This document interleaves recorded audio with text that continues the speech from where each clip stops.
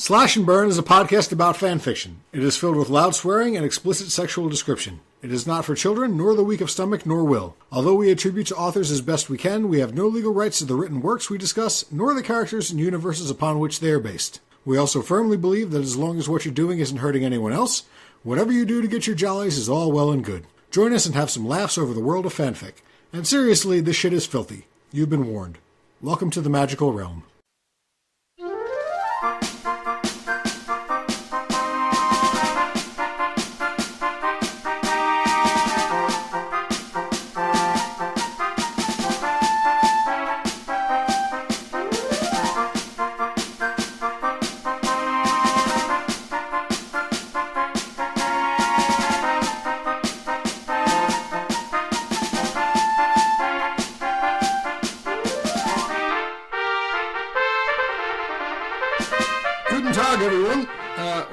Episode of Slash and Burn. Hi.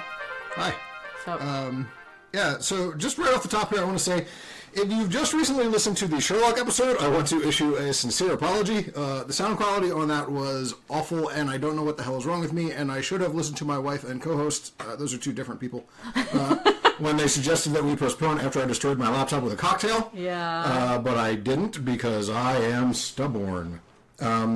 And it ended up being shitty, and I'm sorry. I hope if you listened to it, you got some enjoyment out of it. If you listened to 5 minutes and then bailed, I do not blame you at all. Yeah, we will strive to do better in the future. I've never been more embarrassed of anything in my life. Oh, for God's sake. I don't think that's true at all. No, it's true, although you knowing some of the things that I've done. Yeah, gotta say. But we'll do our very, very best to make sure nothing like that ever happens again. And if you stuck with us through that, then you are a saint, and thank you. Well, it's funny you should say that, because I have... for once gotten a message on Tumblr on someone complimenting our podcast, our Sherlock episode, and that was user Gator Girl on Tumblr. But apparently when you respond to a message on Tumblr, it goes away, so I can't read it. But the point was that she liked the episode, could have done without the menstruation, and was eagerly awaiting the next episode. But yeah, I mean, just in general. In general, yes, definitely. But yeah, so. Well, I'm glad somebody enjoyed it. Yeah. Man, thanks. I guess maybe it matters how you're listening to it. I don't know. On the flip side, I got to say that I listened to the Gilmore Girls episode, and I think it's my favorite thing that we've ever done. That was a good one. I was laughing just as hard listening to it as I was recording it. Yeah. So if this is your first episode and you kind of like this, or if you have been picking and choosing, and you're like, Gilmore Girls, I don't give a shit about it. No, but listen to it. It's fan-fucking-tastic. It was a lot of fun also to record, despite our editor not cutting something which I specifically yelled at him to cut. What? The thing about how if anybody gave money to our Patreon, they were fucking idiots. Oh. Yeah. Well, we don't have a Patreon yet. So. I know, but we will at some point, probably. And then all those fucking idiots won't give us any money. They will. That's a term of endearment from this podcast. It's more the principle of the thing. If I yell, cut this into the microphone, he should have the decency. You yell that all the time. Yeah, and I mean it every time. But also there was a lot of table banging in that episode. We're going to try our best to stop doing. Right now, the setup that we have going right now, our microphones are on a table on which nothing else is, and it would be inconvenient for me to reach out and slap. For I could probably slap it, and I'm going to try and restrain myself. For slapping. I slap tables a lot. I've been in restaurants recently, and I hit the table and fling silverware everywhere, and I'm like, this is actually a thing I do. I do it too. It's the Sicilian in me. I'm not Sicilian at all. To fling the blame off of myself. What can I blame it on? Poor temper. Yeah. We also left my baby at home, so that won't be happening. This one. We moved back to Casa de Steve for this recording session, and I am now, I can say, nearly actively looking for a house. One of the requirements of the house is a room that I can turn into a recording studio. So a room that my baby will never be allowed in. And nope, never, ever, ever. We're going to use some goat's blood or something, do some sort of ritual. Right, anti-baby wards. Yeah, no babies in there ever. So, what's been going on, and do you have anything to say about our successes and failures and or what's generally been up? Let's see. Well, that thing I already said, and I don't think the Sherlock one is that bad.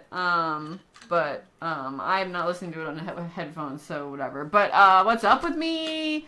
I cut myself really bad today. Oh, yeah.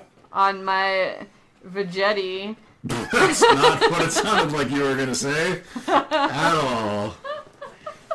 We just had our dozens of listeners just drew in collective breath and then exhaled very anticlimactically. Yeah, it's a vegetable spiralizer. I used it to make zucchini noodles for dinner last night, and this morning when I tried to wash it out, I totally vegettied my finger. And, I bled for like half an hour, and it was gross, but kind of cool.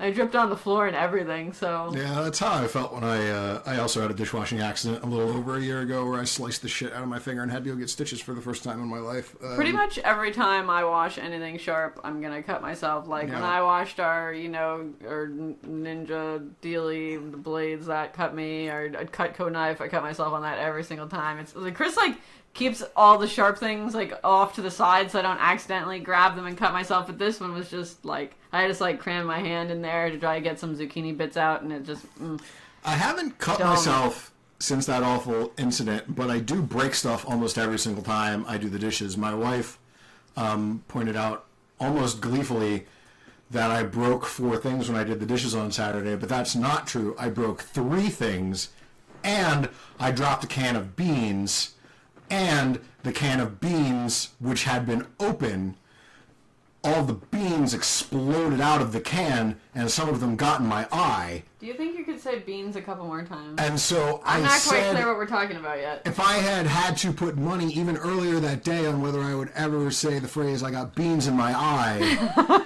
over the course of my entire life, I would have bet the under on that shit, but it totally happened.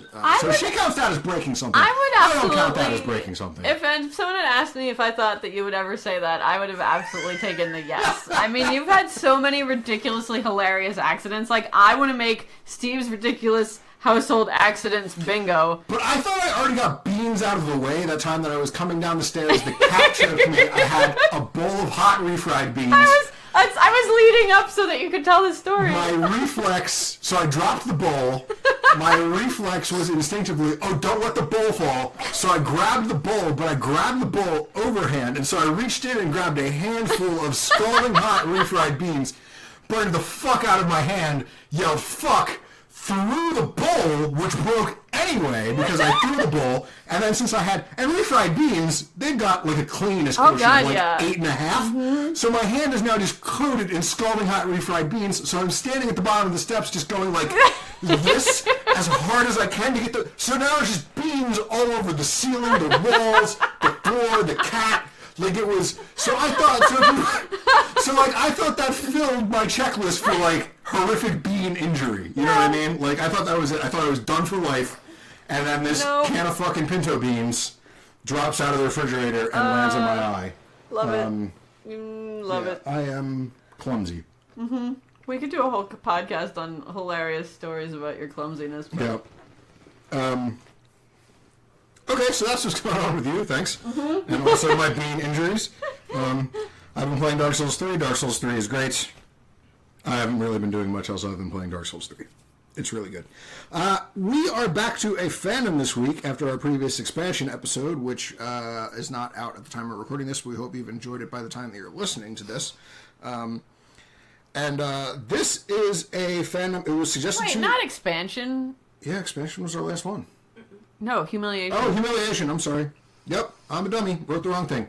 Humiliation was our last one. You have already heard Expansion, unless you're a bad fan, in which case... Go listen to it, because that one was pretty good, too. I'm doing a finger thing at you. The Tomb Raider story in that, when I re-listened to really it. I'm sorry, yes, our Humiliation episode.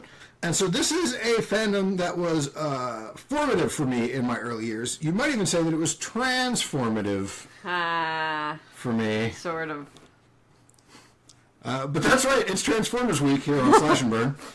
Get your GoBots bullshit out of here. I almost made the lamest joke, but I'm not gonna. No, go ahead. Nope, too late. You already said it. So how do you feel about those Transformers using the women's bathroom? Yeah.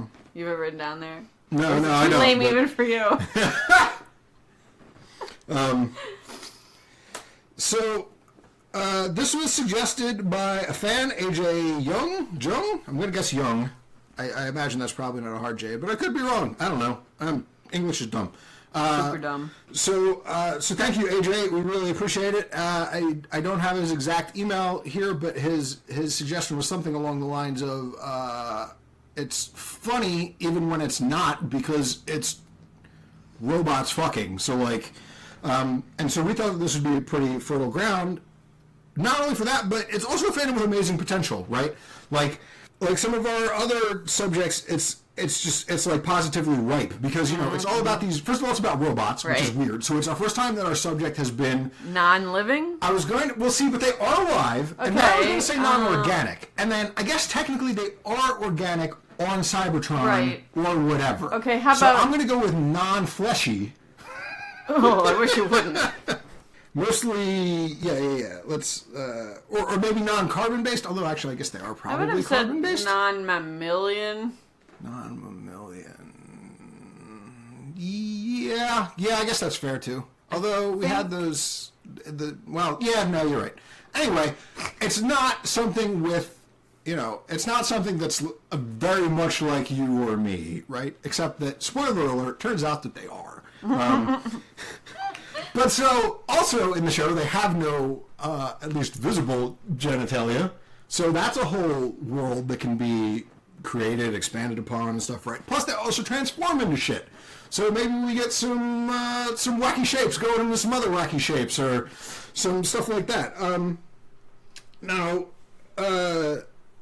with other things like this that I thought had a lot of potential, but were squishy-based life forms, I tend to be disappointed a lot. Let's hope that that's not the case here. Did you have any thoughts on this in general before we jump into it?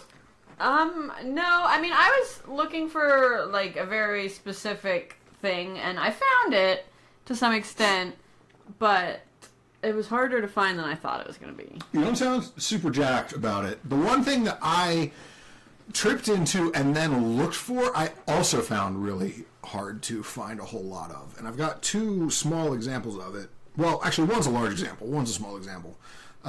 Just because there's a lot of Transformers fanfic, erotic fanfic even out there. Yes. But not much of it has to do with a thing that I'll touch on when we get to it. Which is a little disappointing. You have 4 stories? I have 4. One of them is super short. I basically just want to read one section from it because there's one part in it that I found very funny for some reason. I only have 2 because my baby was being horrendous today. Jesus I'm sorry. But I think that they're pretty good ones, so... Okay.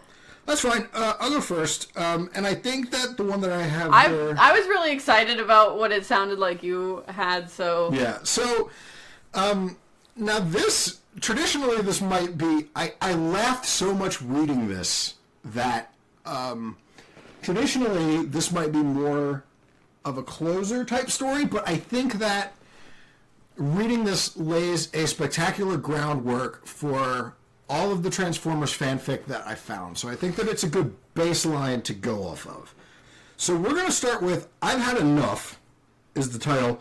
It's by Rolling_Girl27 on Archive of Our Own if you want to go check it out. And I am going to read the author's note before I start reading any of the rest of it. Oh boy, my very first fanfiction ever! In parenthesis, I'm so excited. Right now I'm utterly obsessed with the Terminators fandom, and casually, the idea of writing a fan-made Stroy with them came to my mind, and I was like, meh, why not? And here it is. Now, you really want to read those tags before diving into the story. This contains graphic, violent, and sexual scenes that may not be appropriate for everyone. Also, this is my first smut fanfic, so I apologize if it isn't that good. Anyways, enjoy the ride, Rolling Girl 27. So, wow. This checks off like every one of our checkboxes, right? It's violent and weird. It's set in a weird universe. Now, I will say the couple of weird spelling problems and word choices that were in the author's note aren't reflected in the actual story. So I think she got it like semi-professionally proofread by like someone else in the fanfiction community. You know what I mean? Okay. Like someone looked over this. There's not a whole lot of egregious errors and shit in it. So we miss out on that bit. But so I'm just going to start reading, and I mean, I think you'll pick up on the theme in this story that I loved so much pretty quickly. So the Decepticons have been foiled again, shockingly. And Megatron, did you watch Transformers? You were a girl. I did, but that was a long time ago, and also I'm offended. So I'm just saying, Transformers was way more of a boys' cartoon. I'm not saying you couldn't have liked it. I'm just saying it was. I did watch it, and I watched a myriad of other boys' cartoons. I watched girls' cartoons. I watched fucking Gem and... okay, I watched that one. And I watched Strawberry Shortcake. Okay, I watched that one, I watched the Gummy Bears. No. And I watched the Care Bears. But yeah, so I watched girls' cartoons. It was just more of a boy cartoon. Anyway. You, sir, are taking me back to my childhood when I used to play Ninja Turtles with my neighbor, and his cousin was visiting, and I was usually Michelangelo or Raphael when we played, and then you were supposed to be April instead. That's what the cousin said, and boy, did I hit him pretty hard. But anyway, so thanks for that flashback. I feel like the Ninja Turtles were more... I feel like they were more pansexual. I agree with you. Respect. I don't think they... I guess because they were, swords and fighting, it was more traditionally, a boys' cartoon, but, I don't think it was, it wasn't... Transformers, He-Man, I would say, were way more, in the boys' corner. You know what I mean? Ninja Turtles, I think, was more center-right, if anything. Anyway, so Megatron is the big bad guy, right? Starscream is his lieutenant. Just recapping for people who... or at least they were. I don't know. There's been so many iterations of Star Wars. There's been so many iterations of Transformers at this point that I'm not really caught up on the new lore or whatever. But Megatron's the big bad, and Starscream is his second in command, or his sick, as is used many times. I did not see that at all, but I guess I was reading different kinds of stories. You damn glitch! It's all your fault. It has always been, roared Megatron as he slammed both his servos on the table and leaned closer to Starscream. What, my fault? If it weren't for you calling us, I would have offlined one of the Autobot scums, yelled Starscream back, trying to escape his master's accusation. Well, while you had one of them, I had Optimus and all of his slagging team at my feet, ready to offline them all. If only I hadn't had to deal with you, Megatron yelled even louder, fury reflected in his ruby optics as he argued with his sick. Why had he even bothered on keeping him as his second? But then again, you had to ruin it all, you son of a glitch, and let the Autobots escape from my servos. It was your fault, Megatron continued as he got dangerously close to Starscream. So, you might not have picked up on it, but you probably did. You will notice the direct substitution of words for other words. Servos is hands, optics is eyes, glitch is bitch, apparently, although son of a glitch is a little bit on the nose. Just a touch. Man, I love this. I hope this part of the community as a whole... I hope this is part of the community as a whole and continues forever. Spoiler alert, it does. My God, I love it so much. So they keep shouting back and forth, and eventually Starscream slaps Megatron, which is a really bad idea. Megatron starts beating the hell out of him. He crushes Starscream's wings. And it talks about how Megatron loves all the sounds that are coming out of Starscream's vocalizer. And so then we continue. He released his wing and chuckled, and he did the exact same thing to the other one. As Starscream screamed in pain, he tilted... That's a little... Yeah. They could have picked a different word. Yeah. Tilted his helm a little to the side, exposing his neck cabling to the large frame pinning him. Megatron wasted no time and dug his fangs in the sensitive metal and cables. The Seeker screamed again. The Warlord was very delighted. He stayed there until Energon, Staryeed, dribbling out, it's probably supposed to be started. Oh, okay. He pulled away and licked the small droplets of the fluid that had fallen on his lip plates. So is he like a robot vampire? I don't remember Megatron ever drinking Energon, which is basically Transformer blood, obviously. Yeah. But yeah, lip plates, you can't come up with a better, there's no, you got Energon, and you got, anyway. Maybe it's an accepted terminology, because I've seen it too. I believe that it is, because I've seen it in other fics too. Yeah. I'm just saying in general. Yeah. See, all of the things that I say here, it's going to sound like I'm making them up, or, no. Oh, haha, isn't this... But, every story uses this terminology, so I'm curious where is there, a glossary somewhere? There's gotta be. There has to be. A thesaurus, I guess. You mean hands? You want Servos. Exactly. Which is weird, because servos can mean a lot of things. Yeah, it's not what I would have chosen. Yeah, but anyway. Then a swift movement of his glossa, which I think means tongue. It does. Okay. That grosses me out for some reason. Is that a word for a real thing? I don't know. I'm Googling it right now. Producer, go ahead. You wanna? Okay. He licked and sucked the energon emanating from the bite, making Starscream yelp and whimper at the strange feeling. Who would have thought, Starscream? You taste really good, said Megatron with a smirk on his face. Frag you, replied the Seeker, still trying to get his Master Strong servo off his neck as he struggled for air. Megatron got closer and bit another section of Starscream's neck, making him scream once again. He moaned as he enjoyed the taste of his 6th energon, while hearing him whimper and shake under his grasp. He was so focused on his actions that he didn't notice his interface panel was glowing hot. Glossa is Greek for tongue, by the way. Oh, there you go. So that's pretty straightforward. I didn't know that the Transformers were Grecian. Greek? Yeah, I know. I did find it funny, though, when I went to look up a character that I'm going to do later on the Transformers wiki. They do at the end of the article, they have his name translated in, like, every conceivable language, which I find very amusing that they've translated the Transformers into that many different languages. Interface panel was glowing hot. Slag, the little Seeker's cries had turned him on. But, to be honest, he loved them, and he knew just the right way to pull some more screams and whimpers out of his intake, plus getting some relief for himself. After some time, that seemed like an eternity. How long is that eternity? Some time. Starscream was finally released. He fell to the floor on his side, wrapping his lower midsection with both his servos while he coughed and gasped desperately to get some air. I think it's about time to give you some discipline, Megatron said with a smug smile on his lip plates. He then grabbed... No, I'm sorry, that was me. Great. He then grabbed the jet by an audial fin and got him roughly to his peds. I'm going to guess is how you pronounce that. It's P-E-D-E-S. Like pedestrian, right? Okay, all right. Or centipede. With the Seeker still under his grasp again, he walked out of the command room and started heading towards his personal quarters. So let's just stop real quick and talk about interface panels. Because it doesn't, at least at this point, describe what an interface panel is. Just uses the two-term phrase, interface panel.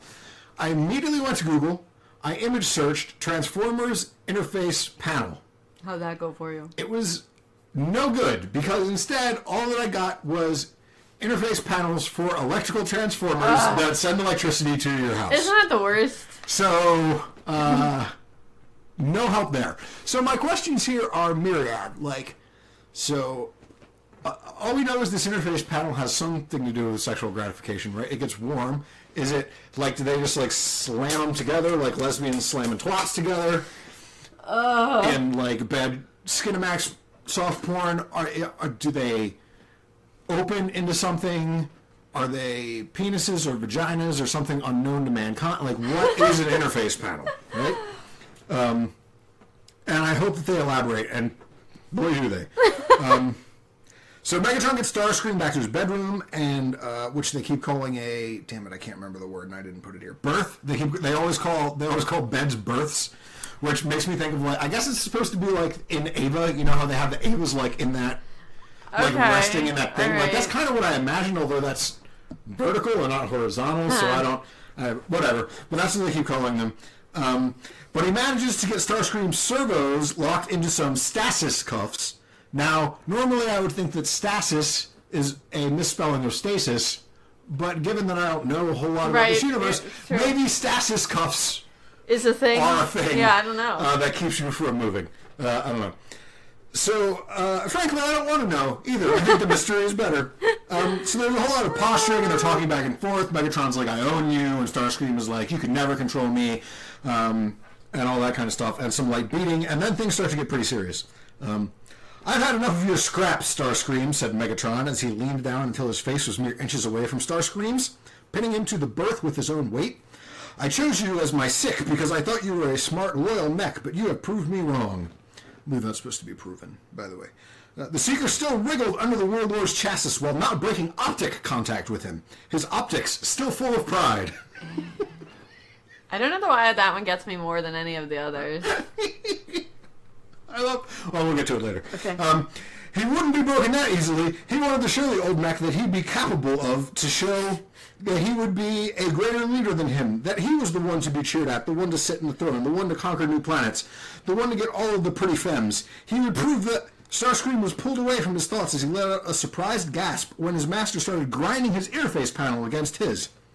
Oh, slag, he was so concentrated on his own thoughts that he didn't notice the big mech was now between his legs. Megatron chuckled at his seeker's reaction. If I have to show you what's your position again, he ground his pelvic plating a little harder, eliciting another grasp from the seeker, then I'll do it. I want you to bow down to my feet, to scream my name in ecstasy. I'll show you who do you belong to. That was tough to say. Wow. So again, here I'm still wondering what an interface panel is. They're just grinding them against each other. Right. Again, like lesbians into Skinamax or whatever. So I'm hoping that it gets expounded on, and it's about to. Megatron moved clumsily backwards, accommodating his position so his face was just at the Seeker's closed interface panel level. He opened his intake, which I guess is mouth, because his face is there. Yeah, and he said something about like pulling screams from his intake before, so it must be mouth. Yeah, and gave a long lick right at the center of it. It being the closed interface panel. Right. Starscream gasped again and tensed up. No one had ever touched him there. Get off me, you piece of scrap! His words were interrupted by unwanted, pleasured gasps, just as he jerked his hips and legs violently, trying to get that gray chassis off him. Megatron just kept licking and sucking the other's plating and started toying with the jet's hips. Experienced servos knew just the right places to brush and pluck and caress to have his second drooling in no time. The look on Kira's face. See, I thought by your own research you would have been pretty inured to this by this point. Mine is different, but go ahead. Okay. Starscream's aggressive words and declarations of hate were slowly replaced with heated vents and moans.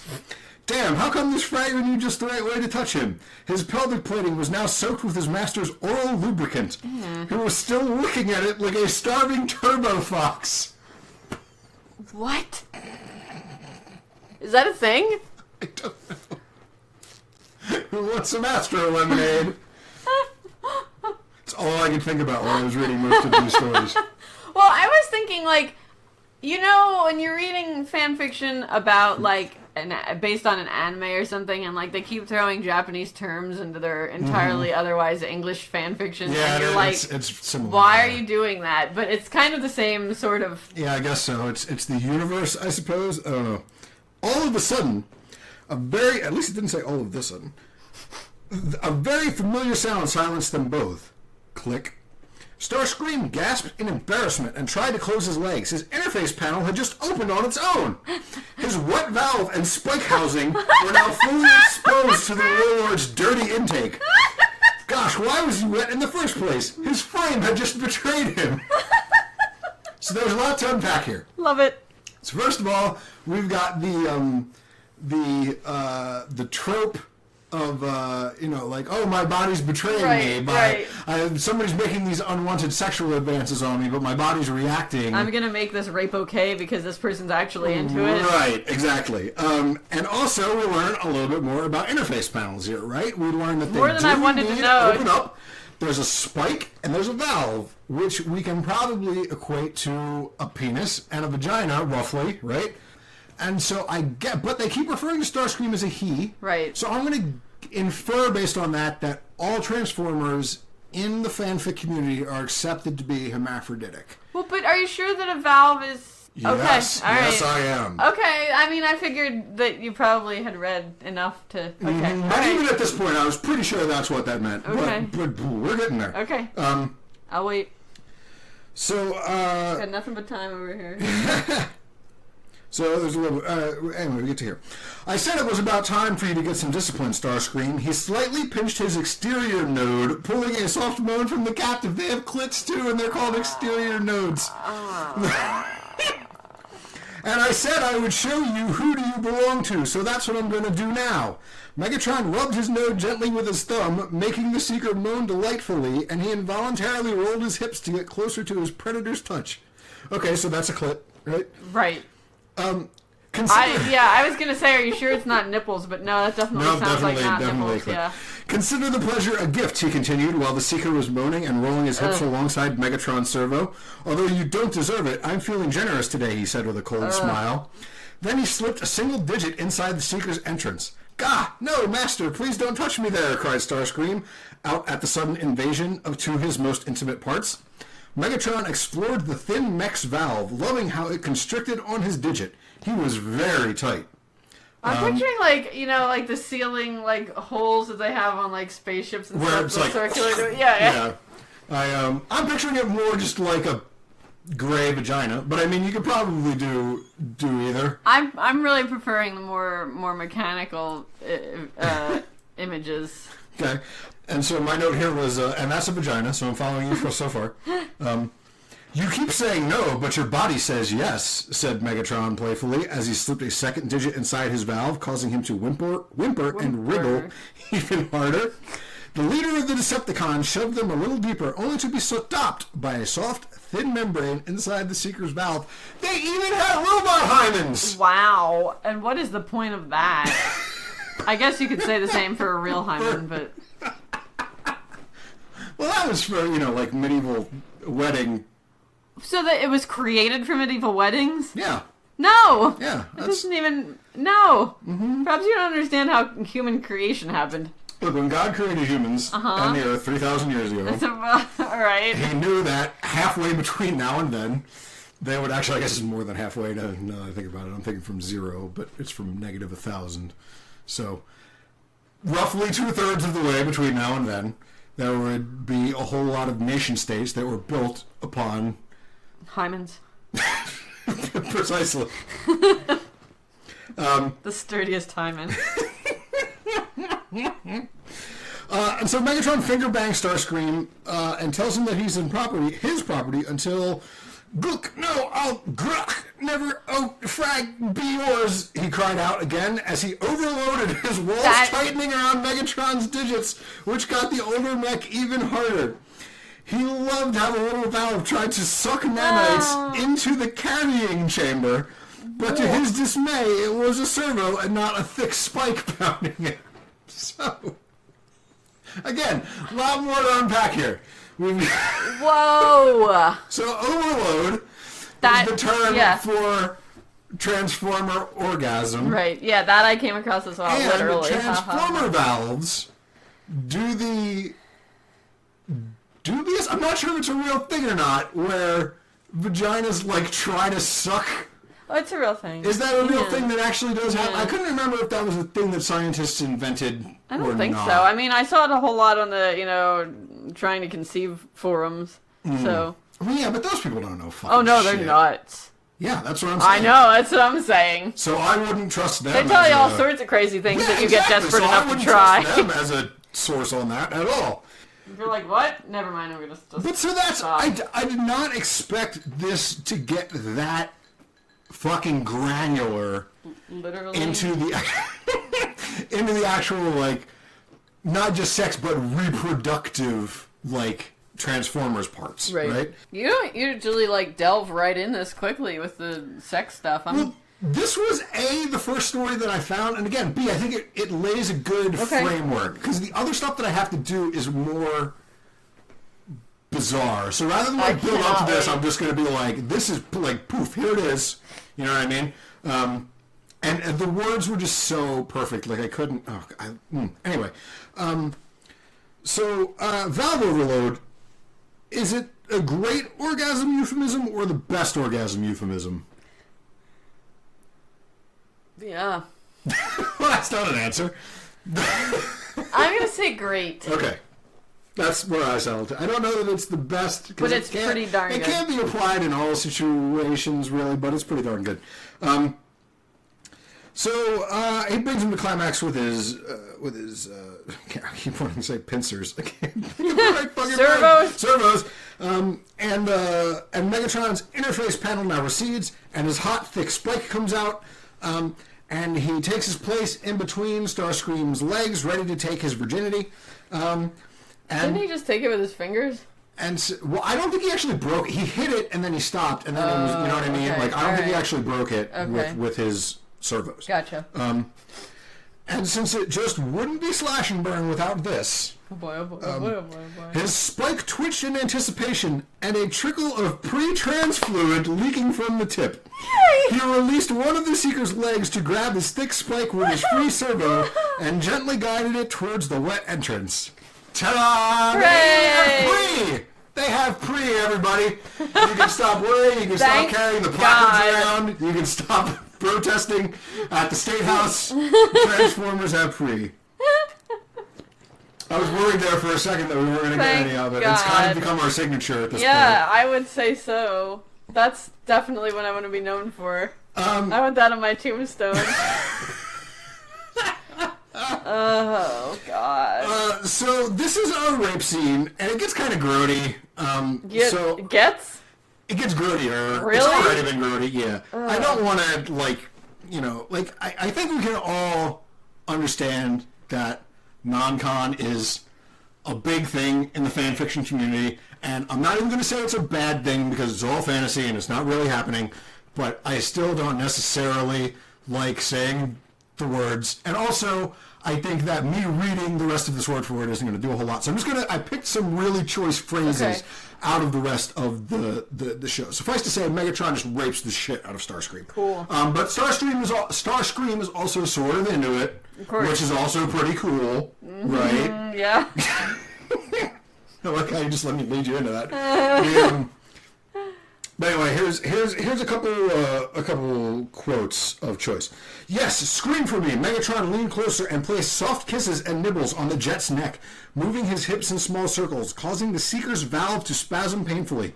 Cleaner fluid was starting to bubble form, supposed to be from Starscream's optics, as pain filled his processor. Oh, he's crying. Oh. He's crying cleaner fluid because he's got too much pain in his processor. Oh, this is too sad. It's bad to laugh at rape, but I mean, it's robot rape, so it's not as... No means no, Steve. Even if you're a robot. Except now, apparently. Alright, next one. Megatron moaned with his deep voice. Frag, Starscream, your valve feels so good around my spike. I can't wait. I'm not going to do it the next time I have sex, but like half a dozen times from now, I'm going to bust that out. Because if I just do it next time, she's going to know that it's coming. Right. It's not going to have the same. I got to lull her into a false sense of security. Yes. And then I'm going to... I think that cleaner fluid is about to come out of her eyes. I'm sorry, her optics. Okay, next one. Megatron stopped for a nano-click. A nano-click. Oh, yeah. I stop for those all the time. Megatron stopped for a nano-click, reinforced his grip on the mech's hips, and started slamming his rod inside his sick with a brutal pace, just like a wild mech animal in heat. The blunt tip of his massive spike. Here again, we have the blunt spike like we had in the Full Metal Alchemist episode. That's not a spike. Weird. Yeah, exactly. The blunt... Go ahead. I just think that maybe these people don't understand what a spike is. Like a spike... I mean, maybe we don't. Maybe we're misunderstanding the definition of spike. But that's right. I think of something... It definitely has to be pointed for it to count as a spike. At least one end, yeah. Otherwise, it's a pole. Right. Why don't they just use pole? Like, it has the same impact. It's apparently not in the Transformer sex Bible, wherever these people are getting that. Please, someone send us that. Yeah, just like a wild mech animal in heat. I love the mech animal. The blunt tip of his massive spike crushed painfully against Starscream's carrying chamber entrance. So there's... He's hitting the cervix. A cervix, right, which is called a carrying chamber entrance. You'd think they could have... streamlined that a little bit, called it a... something. Man, I don't even know what other word you use for cervix. But, I mean... Well, see, but you got it, like, we only know what cervix is because we know what cervix is. Really, it's like a uterus opening protector.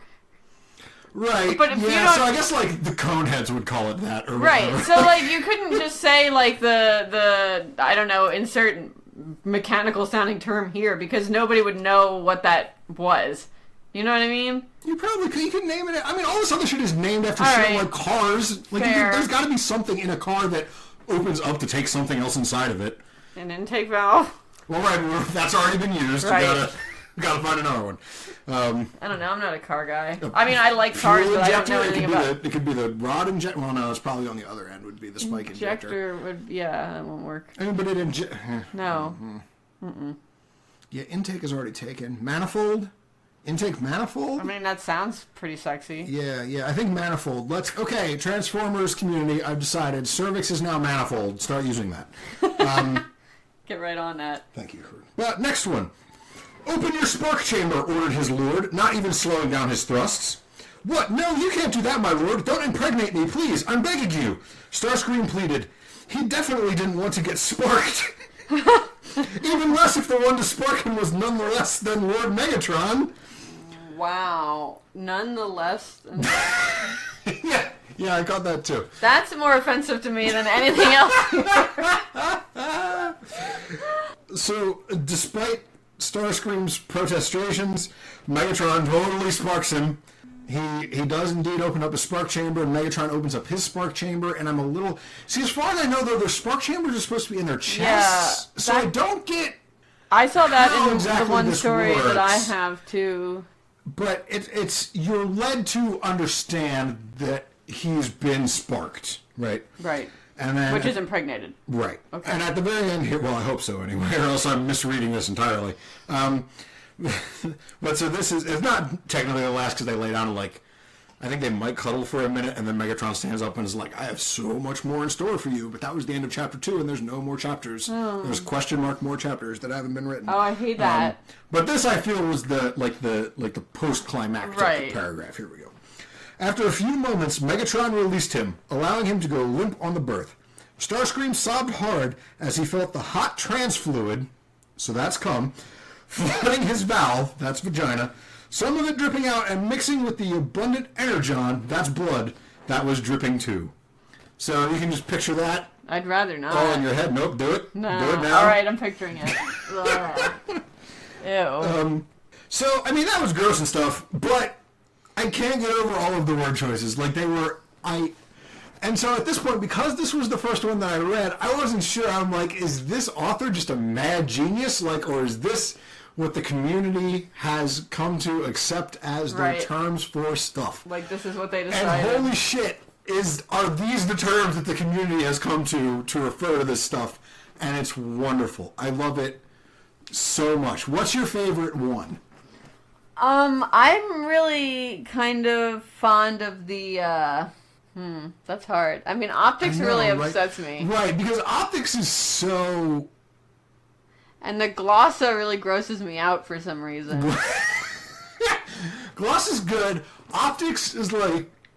Optics sounds almost like dad joke-ish. Yeah. You know what I mean? Like it's that obvious and clumsy. Yes. That I think that is probably my favorite one. Yeah. Is optics. Even not all of the sex parts, just the optics. Although I am a pretty big fan of Valve. Spike not so much. Again, I like Valve a lot. Because Spike to me means... A pointy thing that's pointy. Yeah, exactly. So I'm going to go with Valve. But I also love that they say frag... and that's again, that wasn't just this story. That wasn't just this author trying not to say fuck.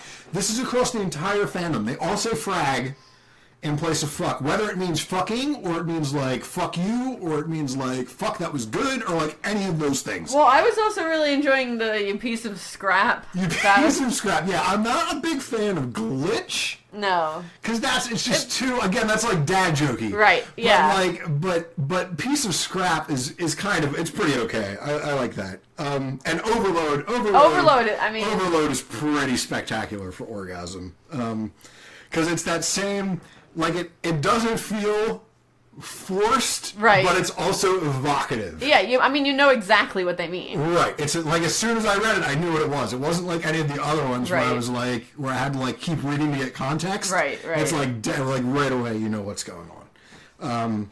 So yeah, that was my first story, and it was a little more hardcore than I usually jump straight into, but it was just, I felt it gave us a great base for where this fandom seems to be I agree. You got, like, what did you call it? The Transformers sex Bible? Like, you got all the terminology laid out on the table for us a while. Yeah, exactly. I agree. I think that was a good choice to open us with. So you do one, and then I'll do my short one, and then another one, and then we'll alternate to end. Okay. That sounds good. This one that I'm going to do next is really short, so I think I'm going to read the whole thing. It's only 806 words.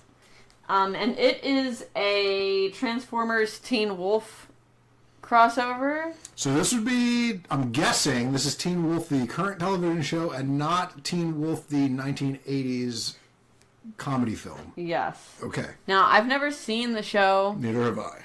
But I know people are like super into it. Like the way that you weirdos are super into Supernatural, there's people who are super into Teen Wolf. It's like the same kind of fandom where people are like, yeah, we know it's silly, but we don't give a fuck. We love it anyway. That kind of thing. So this is on Archive of Our Own, and it's called True Love Needs No Sex. And I'm just going to read the summary. Now, is that the act or... And this is by Anonymous? Oh, boy. Yeah. We're turning into a bim bam here. Make something up. I don't know. It just... I've never seen this before. Right, so make something up. Make up a name for the author. Not asexual. You'll understand in a second. Wait, not asexual or not asexual? That second one. Okay. Alright, so I'm just gonna read. I really, enjoy the summary and the notes on this as well, so I'm just gonna go ahead and read that. Yeah, go for it. Summary. Styles is very sad about a personal situation, and Blades and Perceptor show him the power of true non-sexual love in a junkyard. I'm not asexual. I'm sorry, go ahead. No. Finish. I'm not asexual, but this is kind of what I think it would be like if I were. Check your privilege. This was inspired by a really neat picture that someone made, but I haven't actually seen it yet. So it's based on... That's in the author's note? That's not you? Okay. This was inspired by a really neat picture that someone made, but I haven't actually seen it yet. So it's based on what I think it might look like. Oh man, I love that. So I think that Styles, based on my very limited knowledge of the 1980s movie, Styles is one of the characters from Teen Wolf. He was a friend of the main character? I don't know, I honestly have no idea. But based on the name, I'm going to guess the other two are Transformers. I'm going to guess so. Okay. Who was it? Blade and... Perceptor, I think it's Perceptor. Yeah, that sounds like a Blades Transformer name. and Perceptor. But anyway, so here we go. Styles was crying as he wandered into the junkyard in Beacon Hill. His face was swollen with tears as he thought about how everything was just messed up. Hold on one second. I think you mean his face plates. No. And cleaning fluid. He's a dude! Oh, I'm sorry. So this is Styles. more where Styles has been made into... No, he's just a dude. A Transformer. He's just a dude. Okay. And so, as the song by Passenger said, and then there's some song lyrics here that I don't really feel the need to read, but I'll put a link to the song in the show notes. Sounds good. Because they don't really have anything to do with the rest of the story. As he walked and sang and cried, he heard a movement next to him. He looked, and there was a helicopter parked right in the middle of the junkyard. That's weird, he thought, amazed. He walked up to the copter and began touching its silky skin. Suddenly it moved and went all crumply and bumpy, and suddenly there was a giant robot. Styles jumped back, surprised and scared. Do you have something to say? So in my second story, which I'm going to read after this, they also refer to skin, and I'm like, wait a minute, is this like a Battlestar Galactica like skin job version of a Transformer where they look like a people? But no, apparently they just use skin to mean the outside of a Transformer. Yeah. That's so bizarre. It is. I agree. Especially because this seems to be written from Styles' perspective, and he certainly wouldn't consider it to be skin. No, he would just go up and touch a helicopter. Right. Unless you're a real weirdo, you're not going to be like, let me touch that helicopter's skin. Like, yeah, that sounds weird, all right. Why are you crying, human? Said the copter, now a gigantic 12-foot robot. Styles hung his head in shame. I messed things up with the man I love. I wanted to have sex, but he said he didn't and got mad at me, and now I don't think he loves me anymore. You are wrong, said the helicopter. He does love you. But love doesn't need to include sex. Asexual love is pure. Let me show you. Hold on a second. Yep, I'm holding. So is this Blade or Perceptor? I'm gonna guess it's Blade because of the helicopter, but unless he's Perceptor, how could he possibly know that this other guy does love him? But I think you're wrong. The guy who doesn't love him is also not a Transformer. Right, but I'm saying, how would he... Like, he just sees this dude touches him, and he's immediately like, oh no, that guy that you're crying about does love you. Yeah. How could he possibly know that unless his super robot power is percepting somehow? Oh, I see what you mean. Right? Okay, alright, I gotcha. The boy gazed up, his mouth open like a giant O. Will you? That would be great! Predator, cried Blades. Predator or Perceptor? This says Predator, but... And it's... Oh my god. Alright, so... Wait, I didn't notice this on my first read-through. In the characters, it definitely says Blades/Perceptor. Now, I'm looking at this, and it definitely says Predator, spelled Preditor, and then later on down the paragraph I'm looking at, it says Predator, spelled Predator. So I'm not sure what this character's name really is, but I don't think it matters. Probably not. I'm gonna look it up while you're reading. Predator, cried Blades. This boy is sad because he doesn't know how to love without having sex. It's, I'm just gonna stop you real quick because this thought just popped into my head. This does sound almost like, remember how at the end of G.I. Joe they'd have like the lessons from G.I. Joe? This sounds like one of those things that Transformers would do in a weird parallel universe where it's okay to teach your 7-year-old about asexualism for some reason in this country. Like, yes. I'm having a lot of fun picturing it in my head. Go ahead. That is sad, boomed Predator. Styles turned around and saw a cherry red car with a cannon on the top like a cherry. Wow, thought Styles. That is a cool car. Predator scrambled his body into robot form, and Styles was amazed how much like a Rubik's Cube it looked like, only without the yellow, blue, and green squares. When he was done, he was 13 feet tall and with a wide chest and hips, kind of like a female, though it wasn't. Predator gazed into Blade's shiny orbs and felt love warm his spark and make it shine and sparkle through the cracks in his chest. Because we love each other so much, we can do this! He stomped across the ground until his chest was next to Blade's chest. Their spark trays opened simultaneously and started to glow repeatedly like a strobe. Predator felt a magnetic attraction for Blades, and Blades felt it as well. The gap between them closed and their breastplates clicked together, their sparks pulsing as one. Around them, small pieces of metal moved towards them, drawn by their magnetic attraction, flying through the air and drumming against their paint. Amid the cloud of metal particles, Predator and Blades hugged each other, feeling a romantic happiness slide over their skins like oily rainbows. Fireworks went off in the air around them. Styles had tears in his eyes because he was seeing something so beautiful and precious and pure. This was love, he realized. This is what real love looks like. This was way better than sex could ever be. The glow seemed to spread between their two chests, gluing them together like resin. Their chests became melty with the power of pure love and mingled. Blades red paint into Predator's darker red paint, and together they formed a heart shape. Blades gasped with the power of their romantic bliss. Predator groaned hard, and suddenly the resin between them cracked. The magnetic pull evaporated, and the two broke apart again. Their spark trays closed. Between them was a single precious jewel made of the resin they had made and shaped like a perfect heart. Blades plucked the jewel and held it out to Styles as a souvenir. Here, he said, I hope this helped you.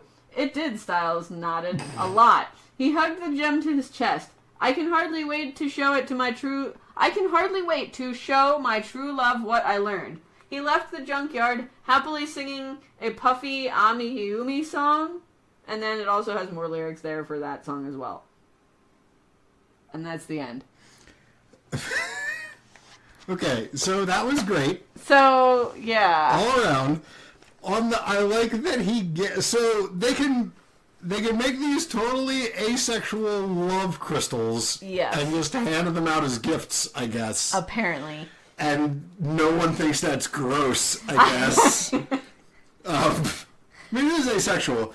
What about it is asexual, is what I want to know. There was no interface panels. It was all spark to spark. But they open their spark trays. Right. That's like their hearts, I guess. Although, man, I don't know. I need somebody to explain all this to me. I want to know... But there was no interface paneling, right? No. Right. What I want to know is, how does this help Styles at all? Like, is he gonna go home and open his spark tray to his boyfriend? Like, and then they're gonna become magnetic and metal's gonna hit him? Like, this isn't usable knowledge. I think it's supposed to be a little more metaphorical than that. It's like, look, we're not fucking, but we still love each other, right? So you can do that. So you were bad for wanting sex, I guess. He's gonna go home and, like, rub his chest on this guy, and this guy's gonna be like, what are you... It's like, no, it's okay, True Robot showed me, look. And then he shows him the crystal. Here's a gross crystal. Yeah. Made of weird melty resin, crystal. Yeah. Love Crystal sounds like a good name for something. My research, Perceptor is an Autobot. What about Predator? But he transforms into a microscope, not a cool car. So that's not... Predator is apparently like a subspecies of Decepticons. There doesn't appear to be one Decepticon or Autobot named Predator, spelled either Predator or Preditor. So maybe it's like some deep fucking canon shit, or maybe it's an OC, or maybe it's something that the community has created, or maybe I'm just bad at looking at the Transformerspedia. But so I'm going to say that wasn't Perceptor, because Perceptor is a scientist, and he definitely turns into a microscope. Yeah, no, that wasn't that. So I think that was just a mistagged character in there. Someone's going to be really disappointed when they open this up. When they go, they're like, oh my god, finally my OTP! And right. It's not, yeah. Well, also because there's no sex in it, but in addition to that, it's not even the right fucking guy. On that note, this was tagged as explicit, so... Because you said the word sex, I don't know. Or maybe, I mean, I don't... See, I would say, like, maybe the whole spark transfer love crystal thing is, like, explicit in this universe, except that he specifically came out and said that it was an asexual act, so I don't... Yeah, that's weird. Huh. Yep. That was something. Man, I sure hope that Styles did get something out of that, because, yeah, it seems like maybe that wouldn't be all that useful to his situation. And it said at the beginning that Styles was the one that wanted to have sex. And the boyfriend did not. That's tricky. Like, I mean, again, I don't know anything about the show. Like, are they actually gay in the show? Or I is this have no idea. Just like a fandom thing? It's probably a fandom thing, because all of you fanfiction weirdos are all about gay relationships all of the time. It's so much nicer than heterosexual relationships. I don't know. I don't want to read about lady bits. Grosses me out. I mean... That's personal preference, though. I'm just saying, if 10% of the population is gay, right? Right. And let's fucking double that shit up and make it 20. What percentage of fan fiction do you think is gay? Because I'm going to go at least 50. But look, here's the thing, though. By those numbers, more people, more characters on the shows should actually be gay, and then we wouldn't have to go to these lengths. Alright? When we get more representation in the actual, entertainment... You say as a gay woman? Not what I You did definitely say we. I did say we, but I meant the fanfiction community.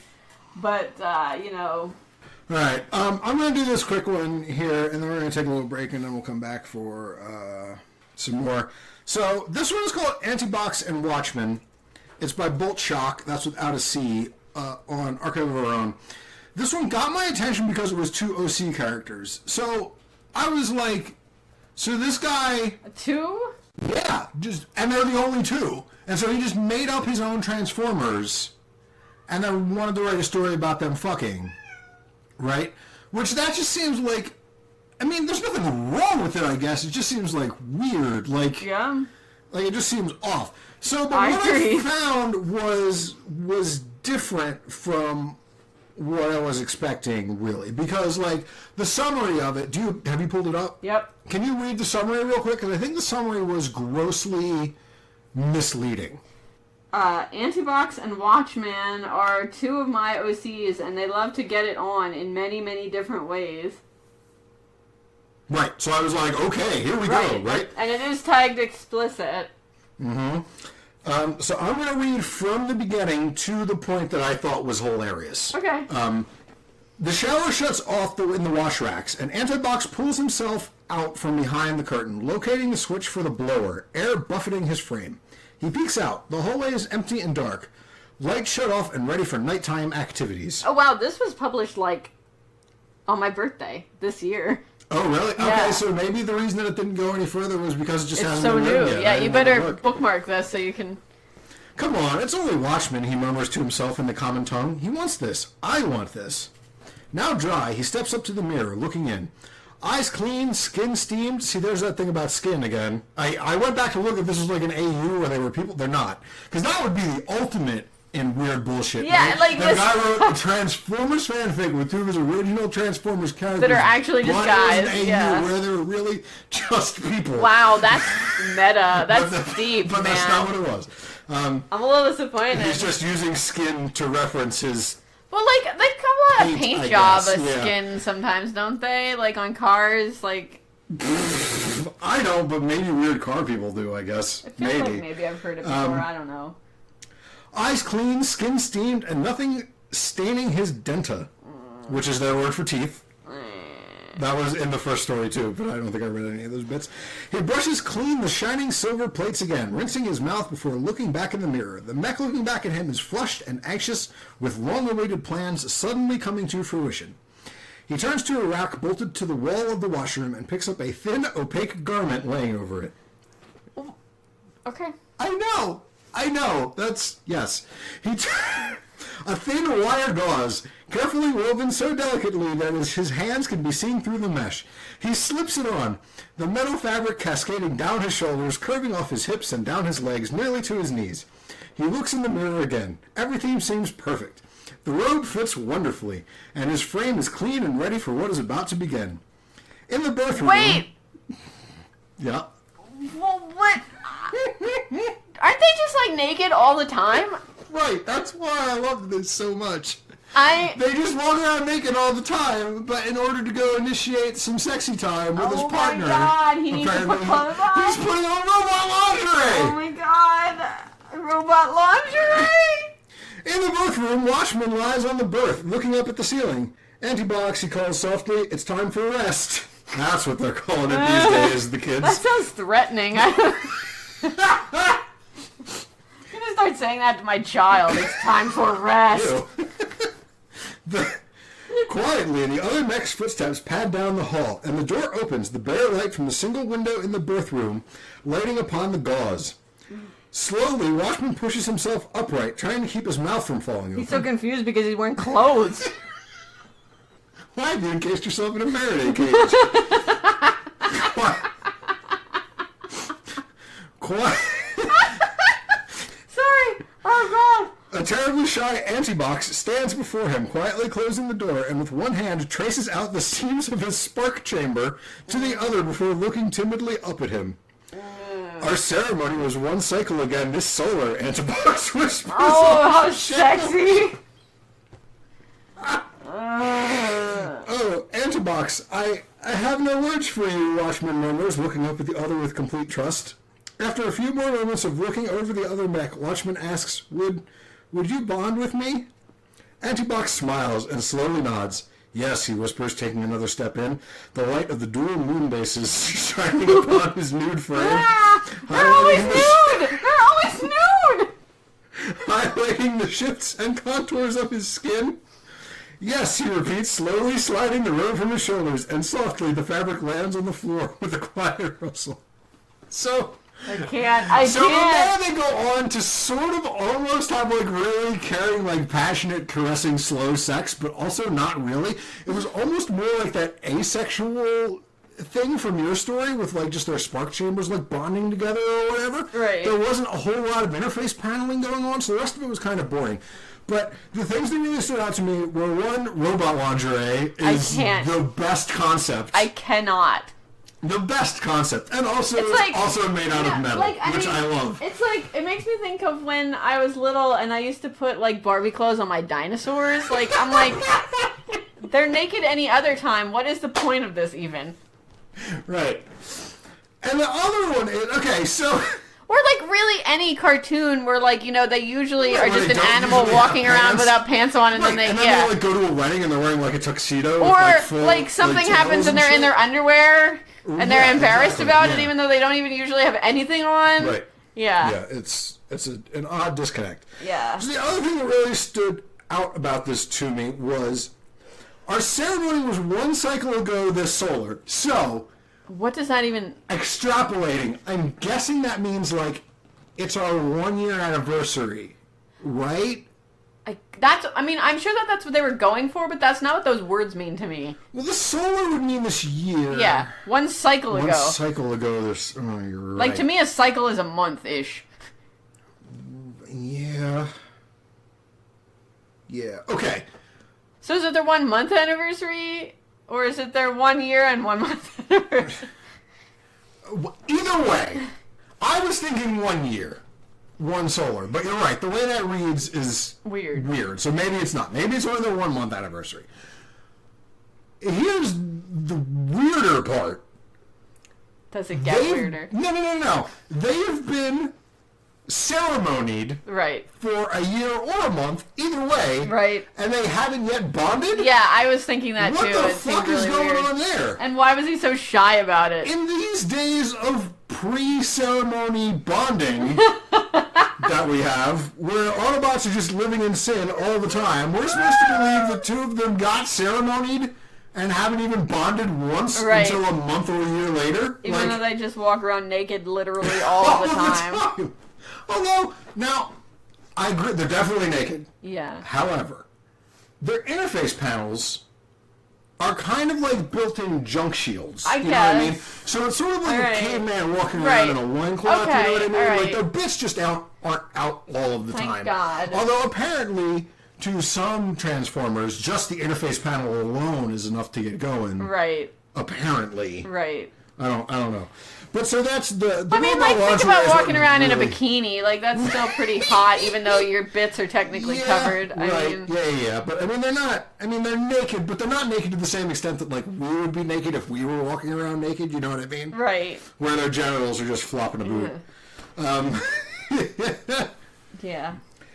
So I think that's about the halfway point on our Transformers episode. I am going to go make myself another drink. Kira looks like she's okay as on hers. I'm still... We didn't talk about what we're drinking.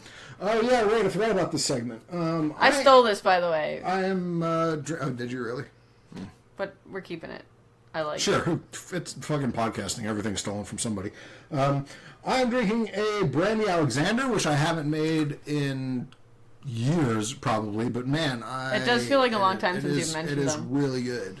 And Kira wanted something refreshing and not sweet, so I made her a regular old gin and tonic.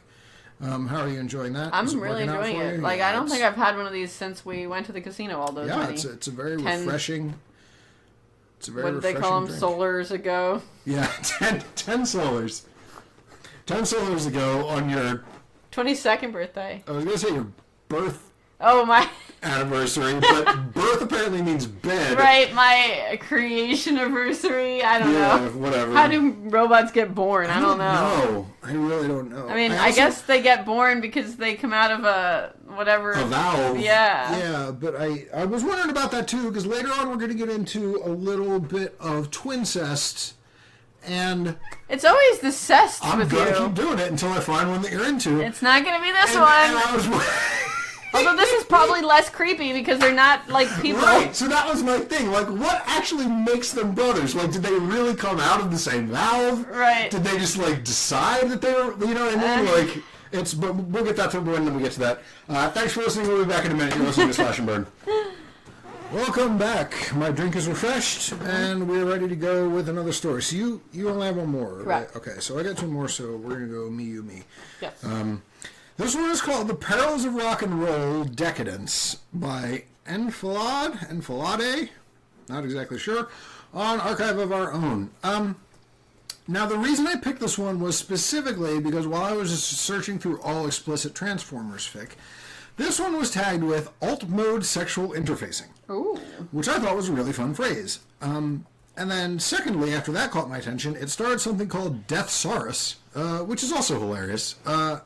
So I started reading it. So Deathsaurus and Tarn are in a relationship, and I guess Tarn is supposed to be hunting down Deathsaurus for being a traitor to the Decepticons. And Deathsaurus either knows or doesn't know that Tarn works for the Decepticon Justice Department and is hunting him down. I'm not sure whether he knows. It's not that I'm not sure. I'm not sure that the Decepticon Justice Department exists. That's a real thing. That's canonical. I'm not sure whether Deathsaurus knows whether Tarn is hunting him or not, because at some points it seems like he doesn't know, and at other points it seems like he does. But instead they have this relationship while Tarn is in deep cover. I'm not making any of this up. So apparently when Tarn is bringing a traitor to justice, there's a specific song that he plays or that he just hears in his head or something. And so Deathsaurus, mentally text messages him, which is a thing that Decepticons can do, I guess, and it makes sense a little bit, I suppose, and tells him to come by for a surprise. And Tarn does come by to his room for a surprise, and Deathsaurus tries to use this song for, sexy background music while they're starting to fuck. But Tarn gets completely turned off instead because this is the music that he's supposed to kill and or return Deathsaurus to justice for. So he can't reconcile the two in his head, and he's like, no, this is not working for me. We have to stop. And so instead they just end up cuddling, and then Tarn feels bad because Deathsaurus thought that this would be a thing that he was doing for him, but instead it just brought up all these feelings and yada yada yada.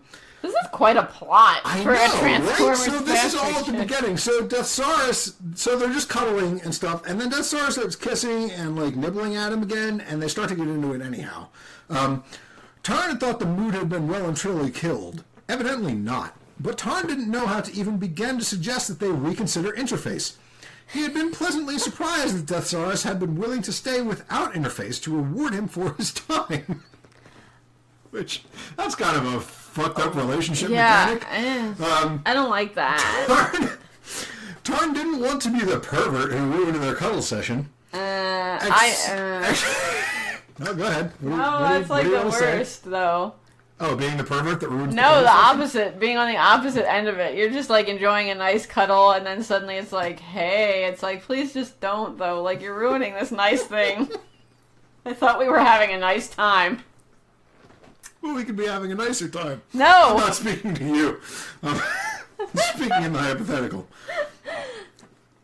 Well, in this case, that's not the way that Tarn feels. Now Tarn is he's totally getting back into it and stuff, but he doesn't, since he's the one that shut it down in the first place. In this situation, well, see, that makes it weird again. I was going to say, if they had started for sexy times and then decided against it and then were cuddling, then I can see going back to sexy times not being oh my god, are you really ruining this moment we're having? But since the other dude called it off, then yes, he's absolutely a creep for trying to call it back on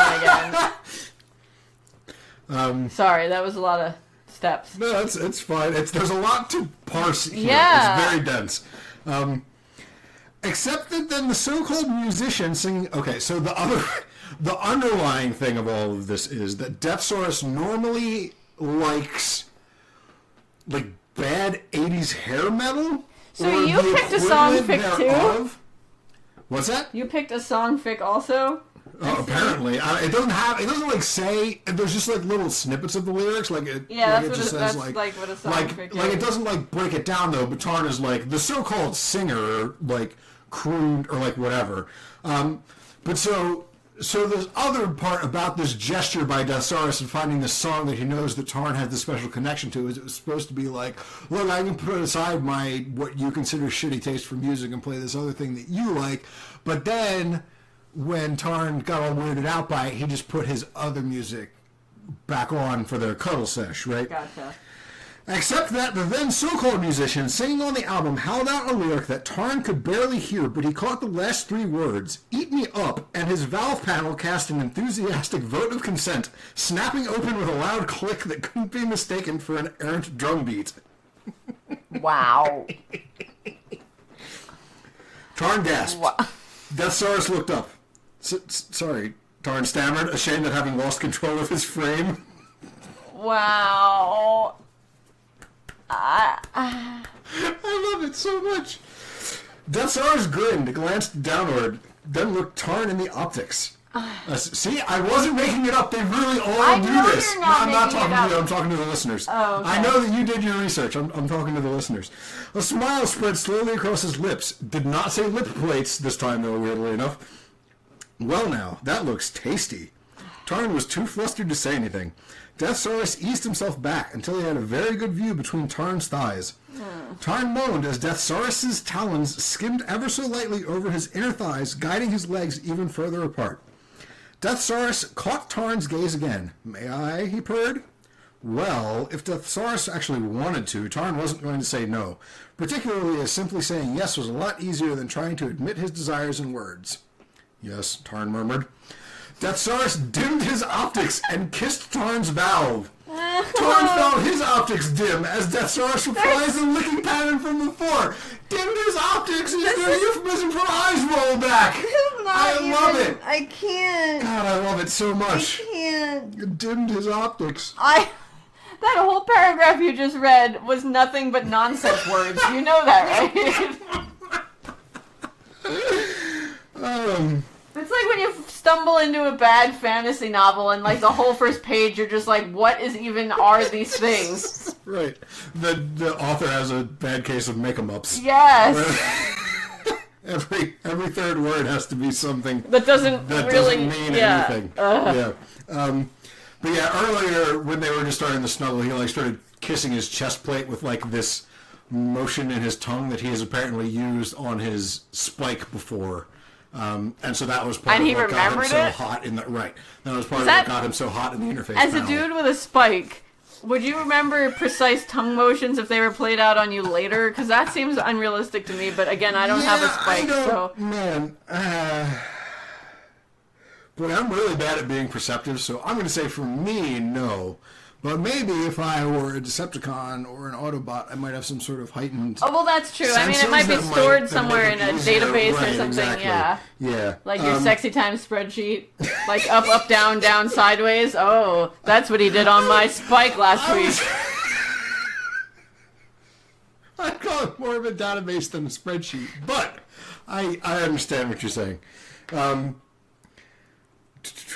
Reprised his looking pattern from before, only now it was right where it felt best.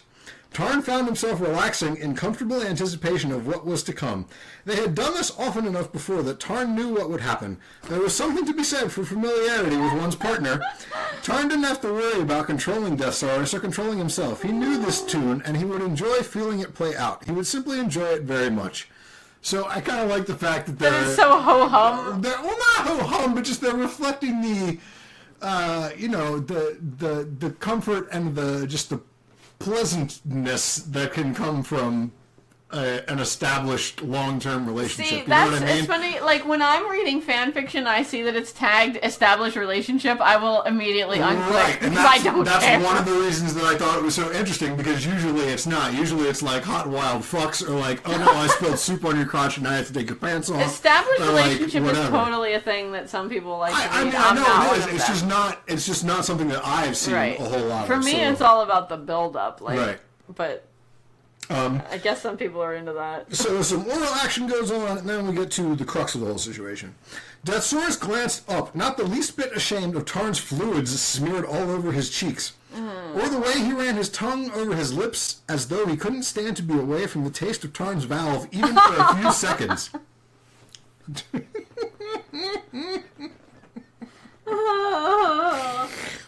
Oh man, when we get our Patreon up and running, I love the taste of your valve. Just for Kira's reactions to shit. When we have the live stream going. It'll be totally worth the whatever amount of money we deem is appropriate to watch us record this. Trust me to try something? No. Tarn wanted to establish relationship. I still do not. Tarn wanted to say yes, but he still felt guilty over allowing a subordinate so much freedom as it was. I don't know. Apparently, Tarn is his superior officer. I couldn't keep up with all of the outside. Anyway, what do you have in mind, he said instead, recognizing he was deferring his own pleasure even as he spoke. Deathsaurus tilted his head. I thought I might try my other mouth. Your other? Deathsaurus changed shape. Oh. OMG. Tarn kept forgetting how much of an animal Deathsaurus looked in this mode. Now, so with the name Deathsaurus, what do you picture that Deathsaurus is before you go and look it up? I'm picturing like a T-Rex. Okay, you're not completely wrong. It's actually more of a dragon. I'm Googling. Or for you, listener, you can look it up. Or it's more of a dragon. Apparently, his original inspiration for his transformed mode wasn't necessarily a T-Rex or any dinosaur, but it was like a Godzilla-like kaiju. So it's similar to a T-Rex in that it's very tall and it's got stubby arms, it's got a big head and that kind of shit, but it's also got wings. Mm-hmm. So the closest thing that I could think of would be like a bipedal dragon, basically. Yeah, no, I would say that. It's not really a saurus at all. But apparently, officially, he's supposed to be based on a kaiju. So, kept forgetting how much of an animal Deathsaurus looked in this mode. I gotta say, not sexy at all. Well, you're not another Transformer, so... That's true. Yeah, he tried to remind himself that it was Deathsaurus in there, the same person who'd just been giving him oral, but every time he looked at that hooked beak and those short little forelimbs and that long lashing tail, something in his mind just kept saying creature, instead of person. The monster opened its jaws and licked its beak, using the exact same tongue movement as Deathsaurus had a few moments ago. So... yeah, he's going to go down on him again, but now in dinosaur form. In transformed dinosaur kaiju dragon form. Tarn had a brief last-minute qualm about trusting Deathsaurus, but he set those worries aside. Deathsaurus had already had plenty of opportunities to attack if he'd wanted to, and he hadn't taken them. Tarn turned off his optics and told him he can't stand himself to look upon him in dragon form, apparently, which also doesn't seem like a good relationship mechanic. The whole thing is just weird. And told himself firmly that he was about to get eaten out by his lover, nothing more. He'd done that before and he'd liked it, and his valve was already very eager for a second round. Nothing unusual here. I disagree. Deathsaurus's tongue flickered over Tarn's anterior node, which I think is another term for clit, not the same one that was used before. Right. But I'm guessing that's what it is. My only other thought was that it meant butthole, but that's really a node. No. Right, exactly. I would like to, before... Also because of something that's about to come up in the next couple sentences, but go ahead. So, okay, if your significant other transforms into an animal, I'm with you so far. Still an animal. Right. I can understand the issue he's having here. Right. And so this is why this was tagged specifically, I think, alt mode sex, and why, out of literally thousands of explicit Transformers fics on Archive of Our Own, there are only 9 that are tagged alt mode sex. Wow. So I think this is super niche, even in this community. Tarn turned his optics off and told himself firmly he was about to get eaten out by his lover, nothing more. He'd done that before and he'd liked it, and his valve was already very eager for a second round. Nothing unusual here. Sorry, I already read all of that. Deathsaurus' tongue flickered over Tarn's anterior node. Yes, that was wonderful, and all he had to do was spread his thighs and enjoy it. Deathsaurus' tongue wrapped around the piercing in his node and tugged ever so slightly, and Tarn moaned, "Wait! Clit piercing! How? It's metal! Is it pierced metal? Like a hole punch? Or like a hammer and awl situation?"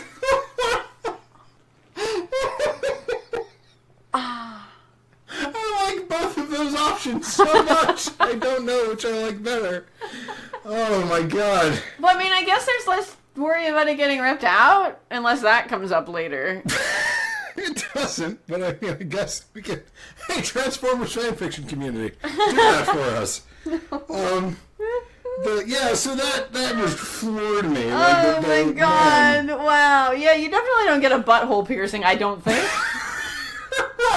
hope not. I'm Googling that. That would be so difficult to clean. Oh, God.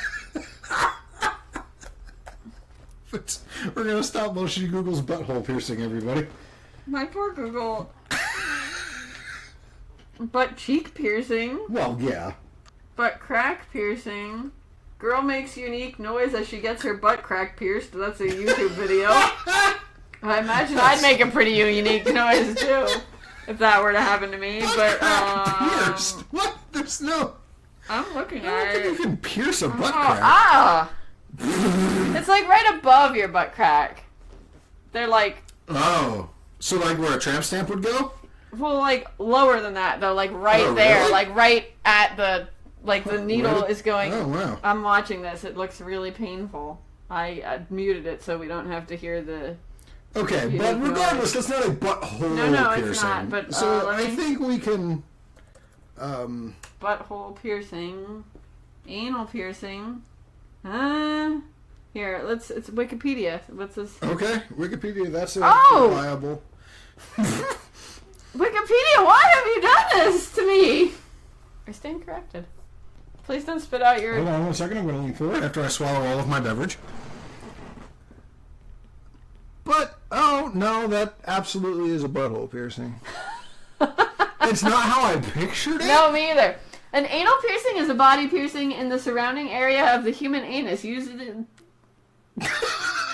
I can't even... Just watching her falter over her own tongue was spectacular.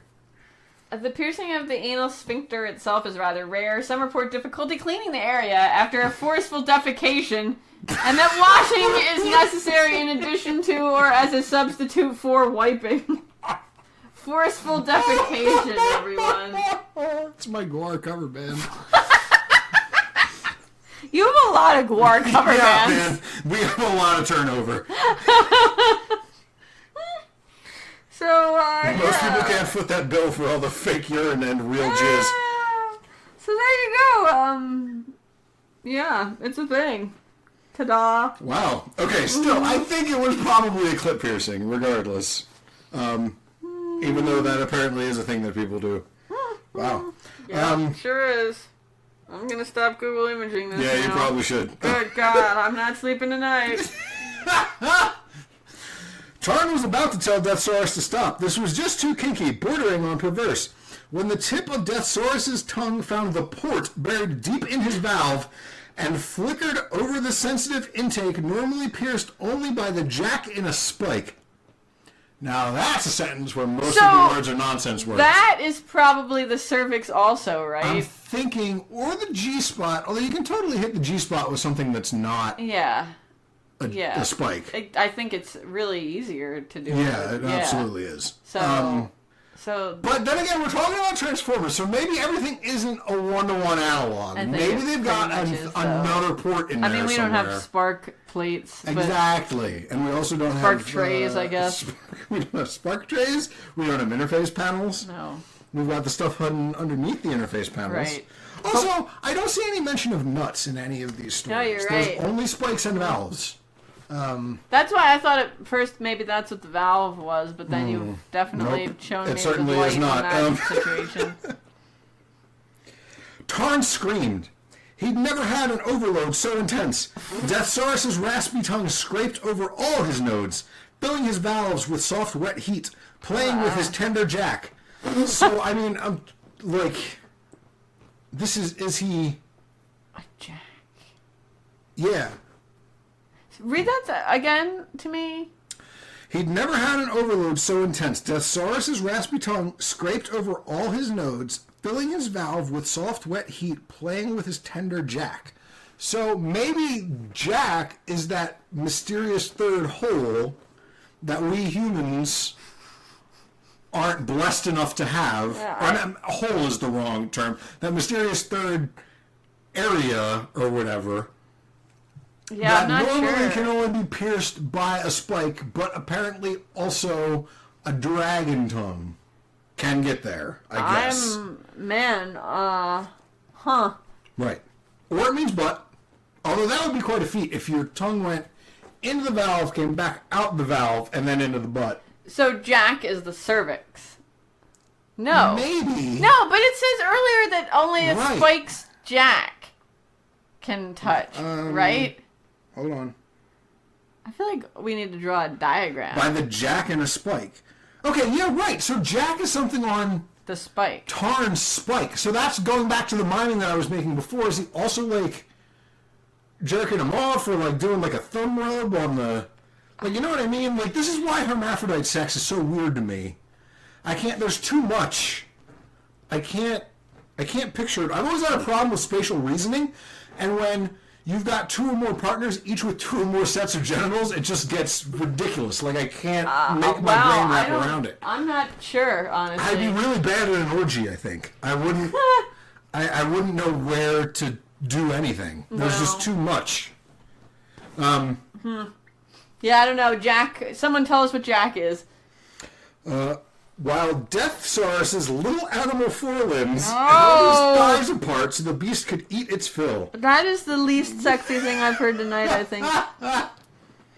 Deathsaurus threw back his animal head and laughed, the victorious chuckle of a sapient conqueror, and then resumed licking and licking.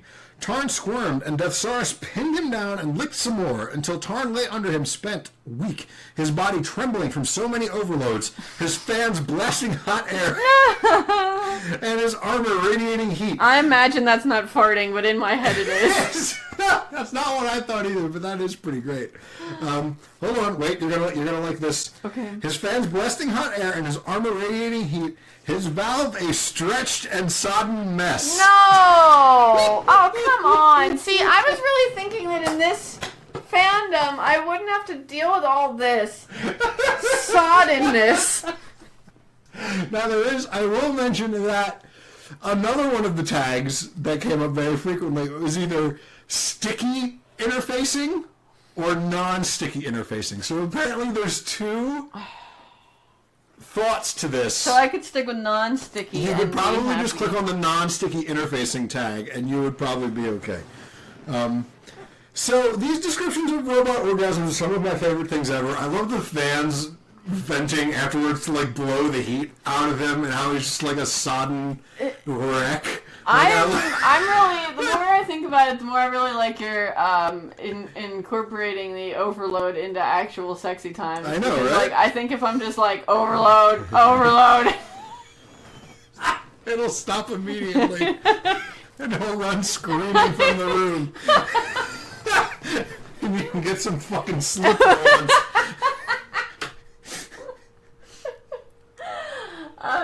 I'm really, that's good. I like that. I like that a lot.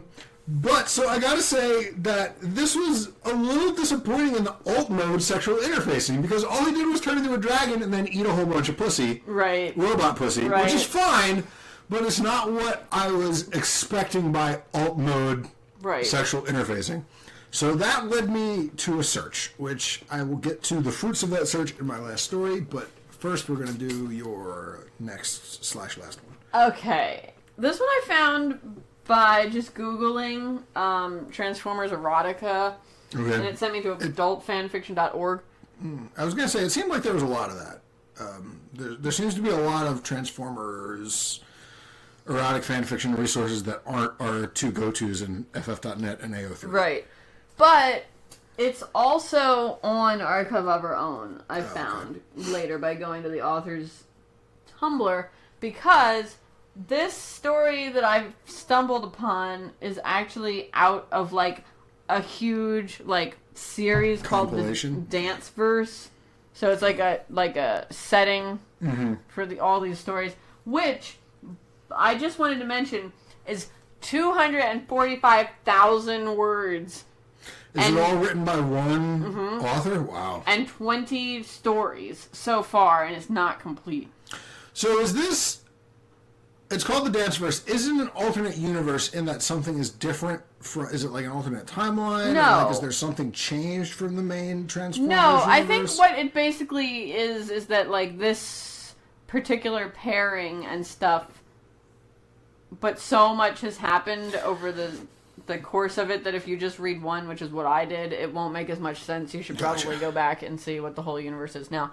I did not do that because I don't really feel like reading 245,000 words today. I think I said this already, but I do want to reiterate how much Transformers fanfic there is. Like, there's a staggering amount. Like, we are barely scratching the surface on this shit. This is, like, one of the most intense fandoms I think that we've delved into at all. There's tons of it everywhere, not just on fanfiction.net, not just on Archive, or on all over the internet. It spans everything from erotic to not erotic. It's got alternate timelines. It's got alternate universes. And part of that is because apparently the canonical Transformers universe has multiple different timelines. You know, there's like Beast Wars, and there's like the dinosaur one, and there's like originals, like the fucking Vampire Diaries has, and there's like Prime, and there's there's 27 different canonical universes, let alone the fanfiction universes. Man. And before you start your story, I want to rant for a second about the one story that I found, but there are several others like it, where they were Transformers, and it was step incest, and it was part of a much larger arc of Transformers step incest, but they weren't Transformers. It was an alternate universe where they were people. I knew this was coming. So I don't get it. What is like? I mean, I guess you're just so into Starscream and his multiple like face and heel turns or whatever, that you are more into the character and you could give less of a fuck whether he was a robot or not, so you want to read about him like double teaming his stepsister with Megatron, who also isn't a robot. But like, that seems so like it's like one of those things, you know, that did you ever read Hitchhiker's Guide? Mm-hmm. You know how the couch just drops out of nothingness and materializes at the beginning of the second book because there's just a chance that anything happens. So there's a chance that, sure, that's somebody's thing, but the odds of it are so fantastical that they would go ahead and publish that, and not only publish like one story, publish an entire universe of stories based around this idea in a public forum is mind-blowing to me. I mean, like, the whole reason to me that you would get into Transformers fiction is you was like, I like transforming robots. Wouldn't it be great if they fucked? Let's write that. Making them people takes the whole fucking thing out of it. No, I get it. I get you. I do. I mean, it's kind of the same as like everything else we've come across that you've gotten angry about, guess, but on a like 2 steps more egregious. No, you know? I know, but I mean, it's like, I mean, I'm listening to the Sherlock one right now to get the links into on Tumblr, and like it kind of harkens back to me to the whole Fawnlock thing. Like, it's not even vaguely the same character anymore. It's not. Why like, is that? But it is a huge thing.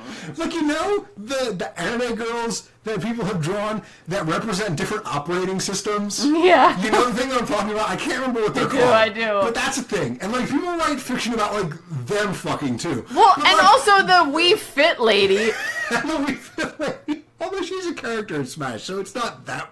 But okay, but like, so the OS personifications as anime girls, if you write fic about them fucking, that makes more sense to me because operating systems, as stand, do not have corporeal forms that could engage in anything close to sex. But Transformers are bipedal, humanoid-ish robots. As we've seen, they can fuck just fine as robots. Clearly. You don't need to turn them into people to enable their fucking. Man, it's like a whole other level on top of that shit. Sorry. But anyway, you had a story. I do. This one, like I said, it takes place in this larger dance-verse thing. Now, is that dance like dance? We're like, doing a dance? Yeah. Okay. Apparently, like the whole series starts out when Michaela, which is the girl from the Transformers movies. Megan Fox or the later one? No. Okay.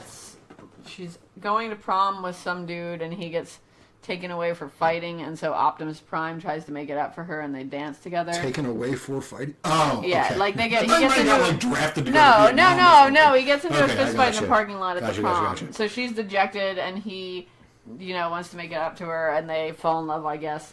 Okay, so Optimus... Hold on, I'm just going to roll back what you said already.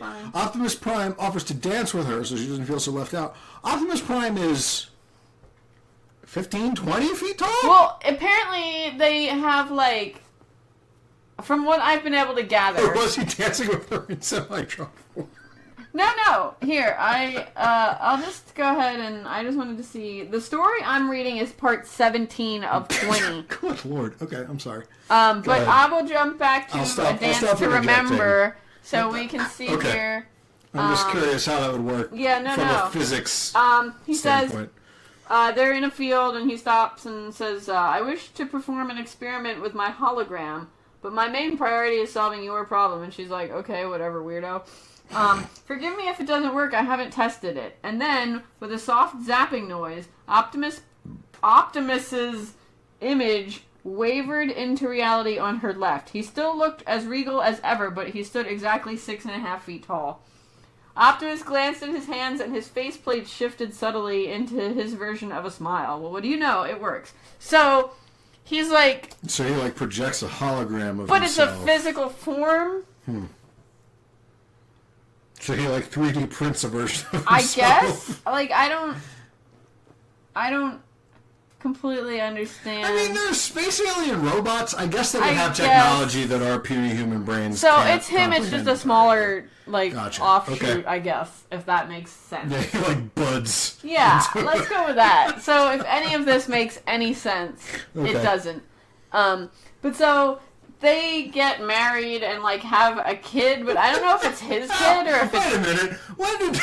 When did robot woman marriage get legalized? Like I said, I'm not sure if it's actually his kid or not. I did not go back into it. Well, I'm not even talking about the kid. I'm just talking about the marriage ceremony. We had such a fight over gay marriage in this country. He made his projection look like a person. So they could get married. Oh, okay. But he got in a general, birth certificate and everything, too?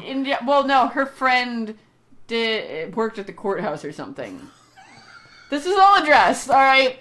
This author's thought of everything. I love this fandom so much. Like, I really admire the thought. They go to real lengths on this shit. I'm not kidding. So anyway, this is the one called Lines, apparently is the pregnancy childbirth one, if you want to read that and see how the child ended up existing, but I'm not doing that right now. The one I'm reading is called In Sickness and in Health, and it is on our archive of our own and adultfanfiction.org, and I'm just gonna read some little bits out of here. Michaela is working at the shop, and she's got a headache, and she doesn't feel well, and I'm just going to read some parts here that don't have anything to do with sexy times, because I was just...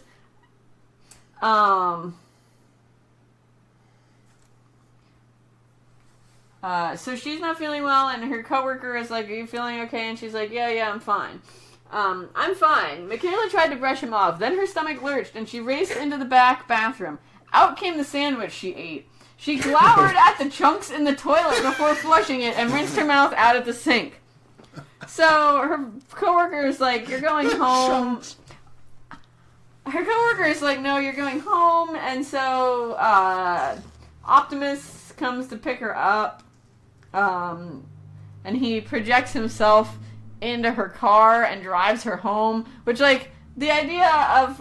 Why does he just transform and drive her home? He's a fucking truck. Thank you.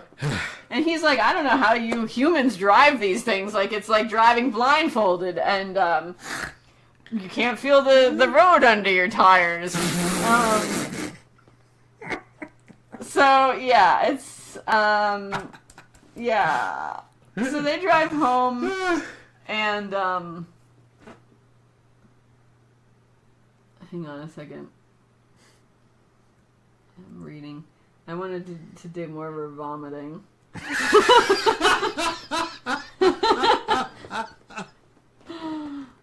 When they get home, there is an incident in the garage where Optimus Prime sees a crowbar and has like this weird flashback episode where he like goes blank.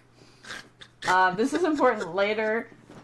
Optimus's optics had already gone blank. She gently took the crowbar from his hands and set it behind a box out of sight. Optimus? No response, like she wasn't there, because he wasn't. So he's having a flashback. We get to it later, that he was, like, apparently kind of robot raped. By a crowbar? Yes. I'll get to it. This is why I picked this one, because it's so in-depth and so, like, it's not bad. It's just mind-boggling to me. By a crowbar or with a crowbar? With a crowbar. Like it was a Decepticon. Someone had to physically pry his... Oh, okay. Dealy open. But we'll get to it. Valve? Yeah, we'll get to it. Okay. So her stomach still feels bad, but she has to deal with this. And as soon as he comes back to it, she covered the crowbar with a dirty rag and stashed it underneath a plastic bin full of icicle lights. A bubbly sensation irritated the back of her throat when she bent over. Ugh, I'm gonna puke again. Optimus unlocked the door, separating the garage from the cabin. Michaela couldn't recall if she thanked him or not as she rushed for the downstairs bathroom. She barely got her face over the toilet in time. Cool metal fingertips gathered her hair before it could fall into the toilet bowl. Optimus massaged her back in slow, even circles. Do you want me to stay with you until you finish? No, this is gross, Michaela whispered. I'll be able to get upstairs once I'm... She gurgled as another wave hit. Done here. So he goes back into the house and starts watching TV. Hearing Paula Deen chirp about chunky clam chowder had Michaela blowing her own chunks. The toilet bowl looked like something out of her old high school's cafeteria. She flushed, washed her mouth out with water, and let her hair back down. So... I was just really appreciating all of the, like, vomit detail. Yeah. It goes to Christmas time, and he is not participating, and he's having really hard time with flashbacks and stuff, and she's like, yo, you gotta tell me what's wrong. Like, I can't help you if I don't know. So she doesn't know about the crowbar rape at this point. Okay. Okay. Optimus grimaced and closed his fists. The inner corners of his eye ridges tilted upward. Steam escaped the tiny vents under his nose. After a long moment, he seemed to inhale and started talking.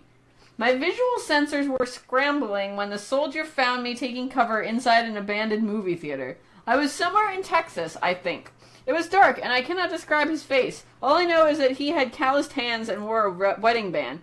He crawled beneath my undercarriage and disconnected part of my engine block, exposing my spark chamber. The movement disturbed the shrapnel already present, and it jammed my T-cog. I was helpless.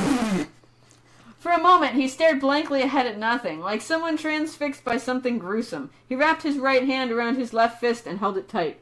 He tried to force my spark chamber doors open with a crowbar he found in a pile of nearby rubble. Sometimes I still hear the pinging and feel the jabbing. It sent agony through my whole body. I couldn't move. I shouted at him to stop because I was unable to transform, and he ignored me. He continued to stab and jerk the crowbar side to side. My communication systems were down. I called your name. I called for help, but no one heard me. Michaela clapped a hand over her mouth in horror. He was all alone, yelling for help, and got no answer. I am so ashamed of this, Michaela. When the crowbar failed, the soldier started twisting and pulling on the wires connecting my spark chamber to the rest of me. Fortunately, he wasn't aware those are the strongest wires in my body, and only another mech can apply the force necessary to break them. Perhaps I am doubly lucky that he wasn't carrying wire cutters or a saw, but my sensors were so scrambled by the wounds that Michaela... Abruptly, Optimus leaned forward and covered his face. Cybertronians weren't capable of vomiting, yet he looked like someone trying not to throw up. Take as long as you need, Michaela whispered. She didn't pressure him, because the important things he had to say always emerged in their own time. I did not want to feel it, and there are a few scant moments that I can't recall. My body kept responding, and I couldn't stop myself. I became aroused by all the tugging and pulling, and eventually experienced an overload. I shouted your name as I reversed into the wall behind me. I don't know. Reversed into the wall. I don't know whether the movement, the noise, or the electrical current frightened the soldier away. He escaped. I remember yelling that I would kill him as I lost consciousness. I spent 4 years reliving the experience, and I awoke repeating what I said in my nightmare. I was still experiencing it when I first regained consciousness. So you're saying you spent 4 years? Apparently in this time, apparently in this universe, he disappeared for 4 years. Oh, okay. I don't know. Again, I didn't read all of it, so yeah. So he was kind of robot raped, I guess, but his body was into it, even though he wasn't, Wow. So he's got all these flashbacks and stuff. And they work through it together. She's there for him and supportive and stuff. And there's stuff they interact with their daughter. And none of this is very... Wait, how do they have a daughter? Again, I don't know if it's just Michaela's daughter and he's raising it as his own, or if it's both of their daughter. I don't know. But, they have, family time, and it's pretty much, just two people living together who are trying to get over a traumatic event, except that one of them happens to be a robot.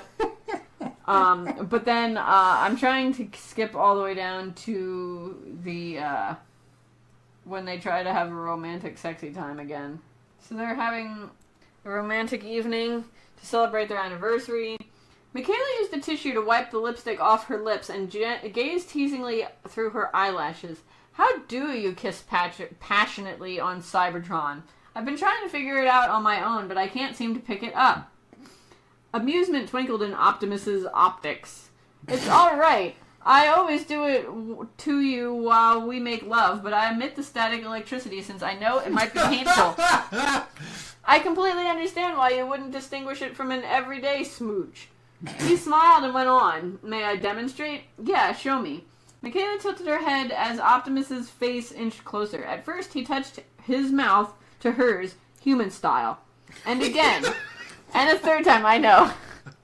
Kissing human style. In and out human style instead of animal style. Then he parted his mouth plates and brushed them sensuously across her bottom lip. Paused at the left corner and went over her top lip the other way. All at once, it clicked. A slightly open mouth, caressing each lip in turn instead of a closed one casually sweeping side to side against both. Yes, he did do that when they make love. She always liked it and knew he was kissing her this way, but never realized it signified something deeper than a simple lip peck. Huh. What? I mean, I get it. I've been miming it for the last I've been watching you so. swirl your head around. Why don't we do that? I don't know. I gotta try that, I guess. I don't know. We're getting a lot of sex tips out of this evening, aren't we? Alarmingly. That's just how repressed we are, I suppose. We gotta learn everything from robots. The one time she tried to French him as an experiment, she cut the tip of her tongue on something in his mouth. It took 20 minutes to quit bleeding, and it made eating painful for a week. They both swore to never attempt it again. Optimus smiled, touching his mouth plates to her brow. Again, with the plates... So now here are the mouth plates. Before they were lip plates, and then other places they were just lips. Get your shit together, Transformers community. His previously cool armor felt noticeably hot. He blinked and his gentle optics became dim blue rings surrounding darkness. So he's starting to get into it, and they want to try, getting intimate again. It goes, we're going into how, he's really taught her a lot about herself, because up until he met her, all the boys just wanted to date her because she was hot and easy, and so, now he likes her for who she is, and he's really helped her self-esteem, blah, blah, blah. I don't know. It felt really heavy-handed to me. So is this whole universe, is it, from what you've seen, is it basically just their relationship, or are there a bunch of other relationships that it focuses on too? I think it's mostly just about them and the things that have happened to them, but I'm not 100% on that. Because when you said, this, however many hundreds of thousand words or whatever. 245. I was picturing like a sprawling, epic, Games of Thronesian, right. You know what I mean? There's just dozens of characters all over. There's other but this makes it sound like it's mostly focused on them. There's this particular story is. Right, but you make it sound like the whole universe also is. Right, it's called the Dance Verse, which I imagine... it was based on it, okay. So, I think it's mostly about them, but has other, plot lines, in that if a story was written about me, you would probably be in it, obviously, but it wouldn't be about you. Does that make sense? I would be the sexy distraction that wanders in every once in a while. Yes, that's the one. Michaela, he guided her palm to rest above the light emanating from his spark. It has been nearly a year since reuniting with you. Solar. What? A solar, right, correct. Blinking, he seemed to steel himself and went on. Tired of being damaged goods. I need to... Shh, Michaela hushed him. Optimus, don't force yourself. I need to do this, Optimus replied. His pupils were still dilated, but bright blue light shone around their rims. The tremor in his voice nearly broke Michaela's heart. I miss your touch upon my spark. Not the rim, not the doors, my spark. I shouldn't fear this. I don't want to be afraid or ashamed anymore. Please, Michaela. So she's like, okay, but let's not push it. I'll start with one finger. Optimus met her eyes.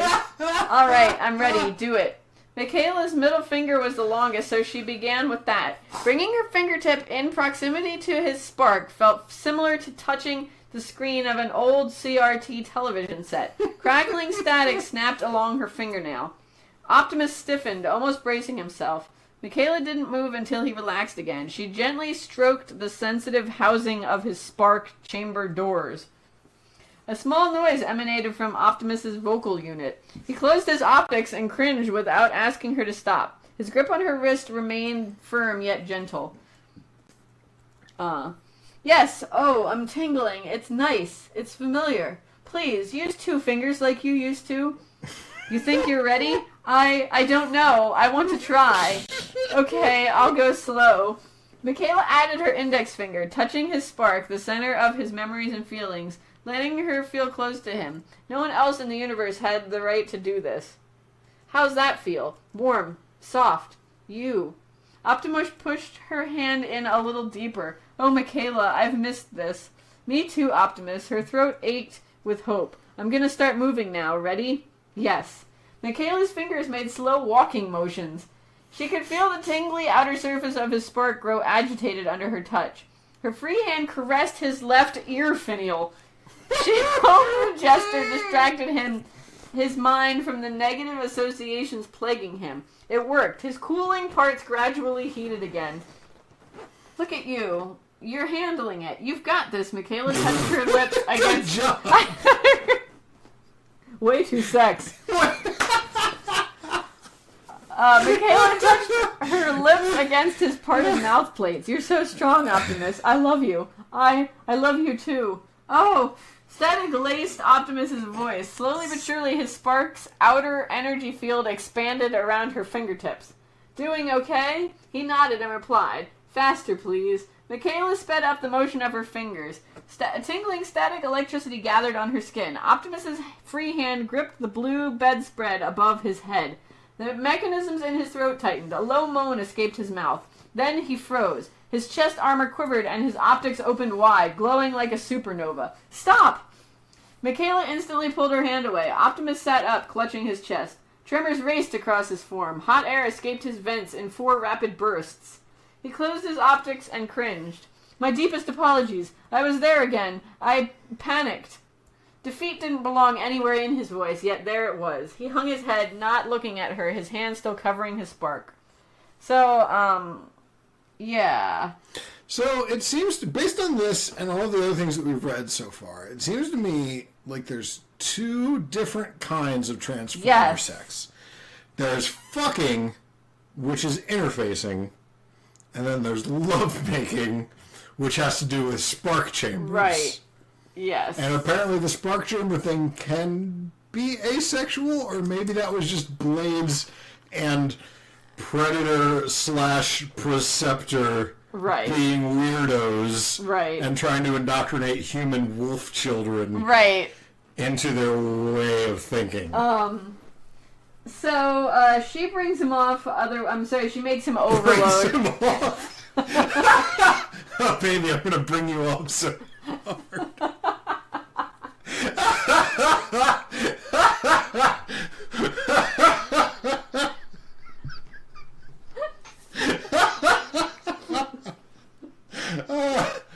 Oh, God. I want you to bring off inside of me.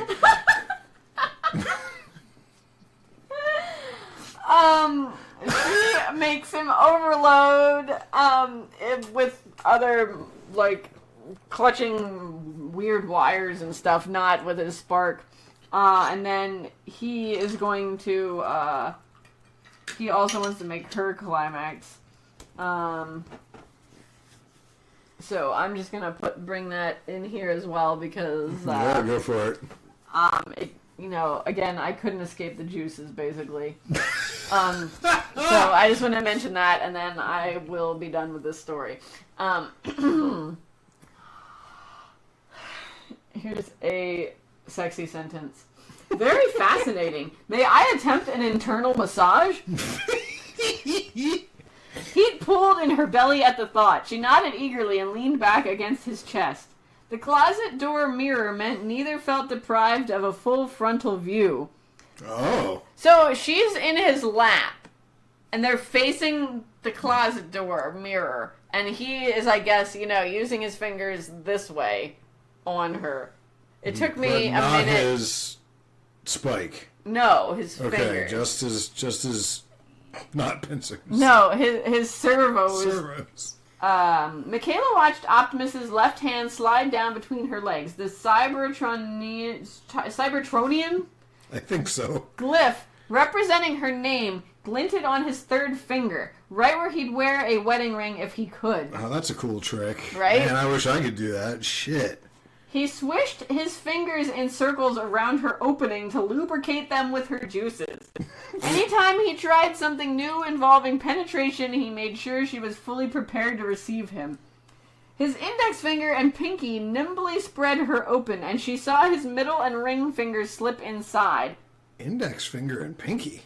Yeah, I know. I was also trying to... So he's like... That's like the fucking devil horns. Yeah. What? He's like, I guess. Wow. Yeah. Wow. Yeah. Okay. I wouldn't have thought to do it that way, right? From the Transformers community. Man. I never thought about that. And she saw his middle and ring finger slip inside. Watching didn't compare to the feeling as he turned a potential space into an actual one. What? I guess he opened her up, Wait. Turned a potential space into an actual. Those amazing fingers moved. That might be my favorite. Those amazing fingers moved, gently exploring new territory. It's so small. Oh, it feels like the tip of your nose. And there is a slit in the middle. I can't believe Alita emerged through this part of you. Now, my child was not born in the traditional manner. But if she was, that would be an immediate turnoff to me. Like, oh God, I can't believe our baby came out of here. I don't want to hear that. So you're saying that since she wasn't, that wouldn't be a turnoff for you? Because it would be not true. Well, no baby came out of there. So no, I'd just be confused.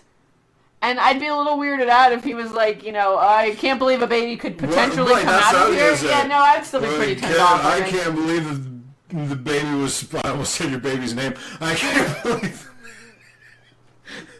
believe the baby was supposed to come out of here. Yeah, well, that wouldn't shut you down immediately? Probably. Well, I'd be like, what? I'd be like, yeah, me either, thank God, right? Instead they eviscerated me. Right, that's way cooler. Come on, he saw my organs. That's neat. That's intimacy right there. How many of Megan's organs have you seen? Not many, I bet. Well, probably one or two less than Smoker and City of yours. But, anyway, Michaela closed her eyes. It's crazy, isn't it? Like him, her sacred space was violated once. His touch brought back the memory in startling clarity. She hadn't thought of that nasty experience in 8 years. The recollection didn't terrify her. The recollection.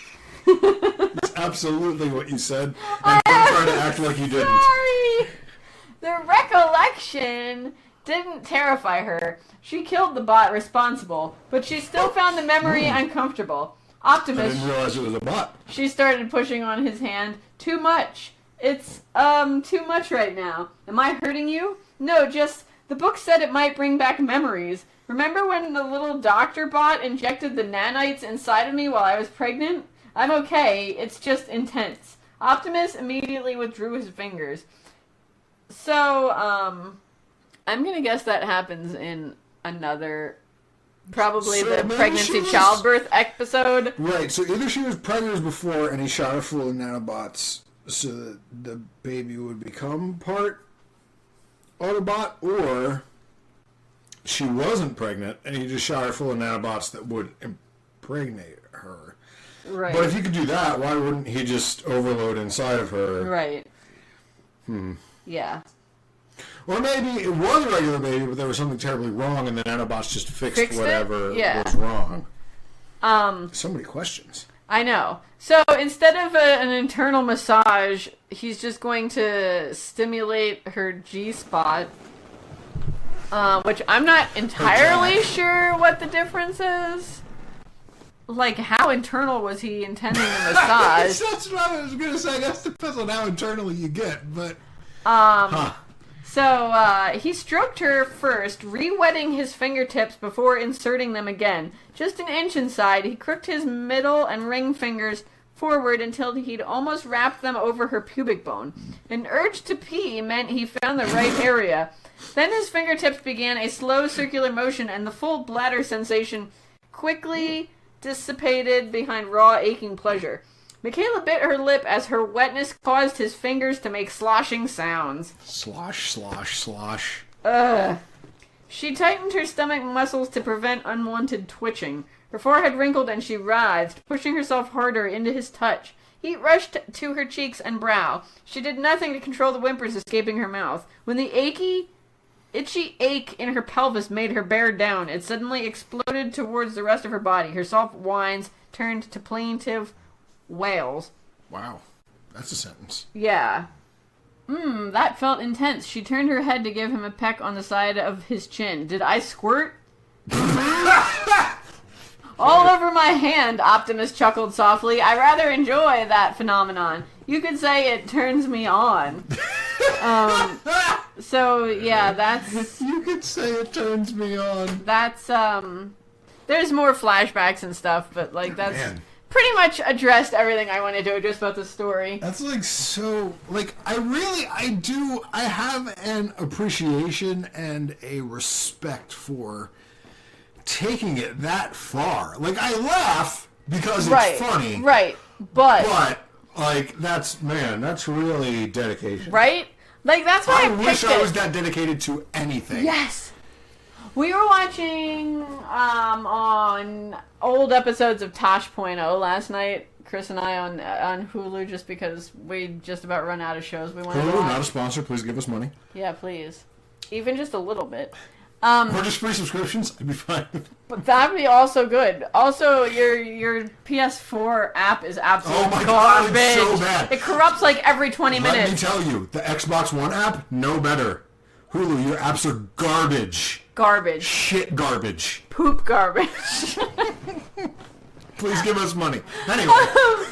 But my point is, there was a dude on, and he was like the web redemption or whatever, because there was a really embarrassing video of him getting really excited about pro wrestling. And like, he's like leaping around and like shrieking and stuff. And like, I turned to Chris and I was like, I don't even remember what it feels like to be that excited about a thing. And this is a grown man. Like, how nice for him. Like, I can't even be, I guess I can't even make fun of him because I'm envious. Right. It's like that video of the N64 kid, only he's a grown man. Like, how nice it must be to still feel things. I guess, and that, I mean, is going back to, like, how nice it must be to be so devoted to a fandom that you've written, like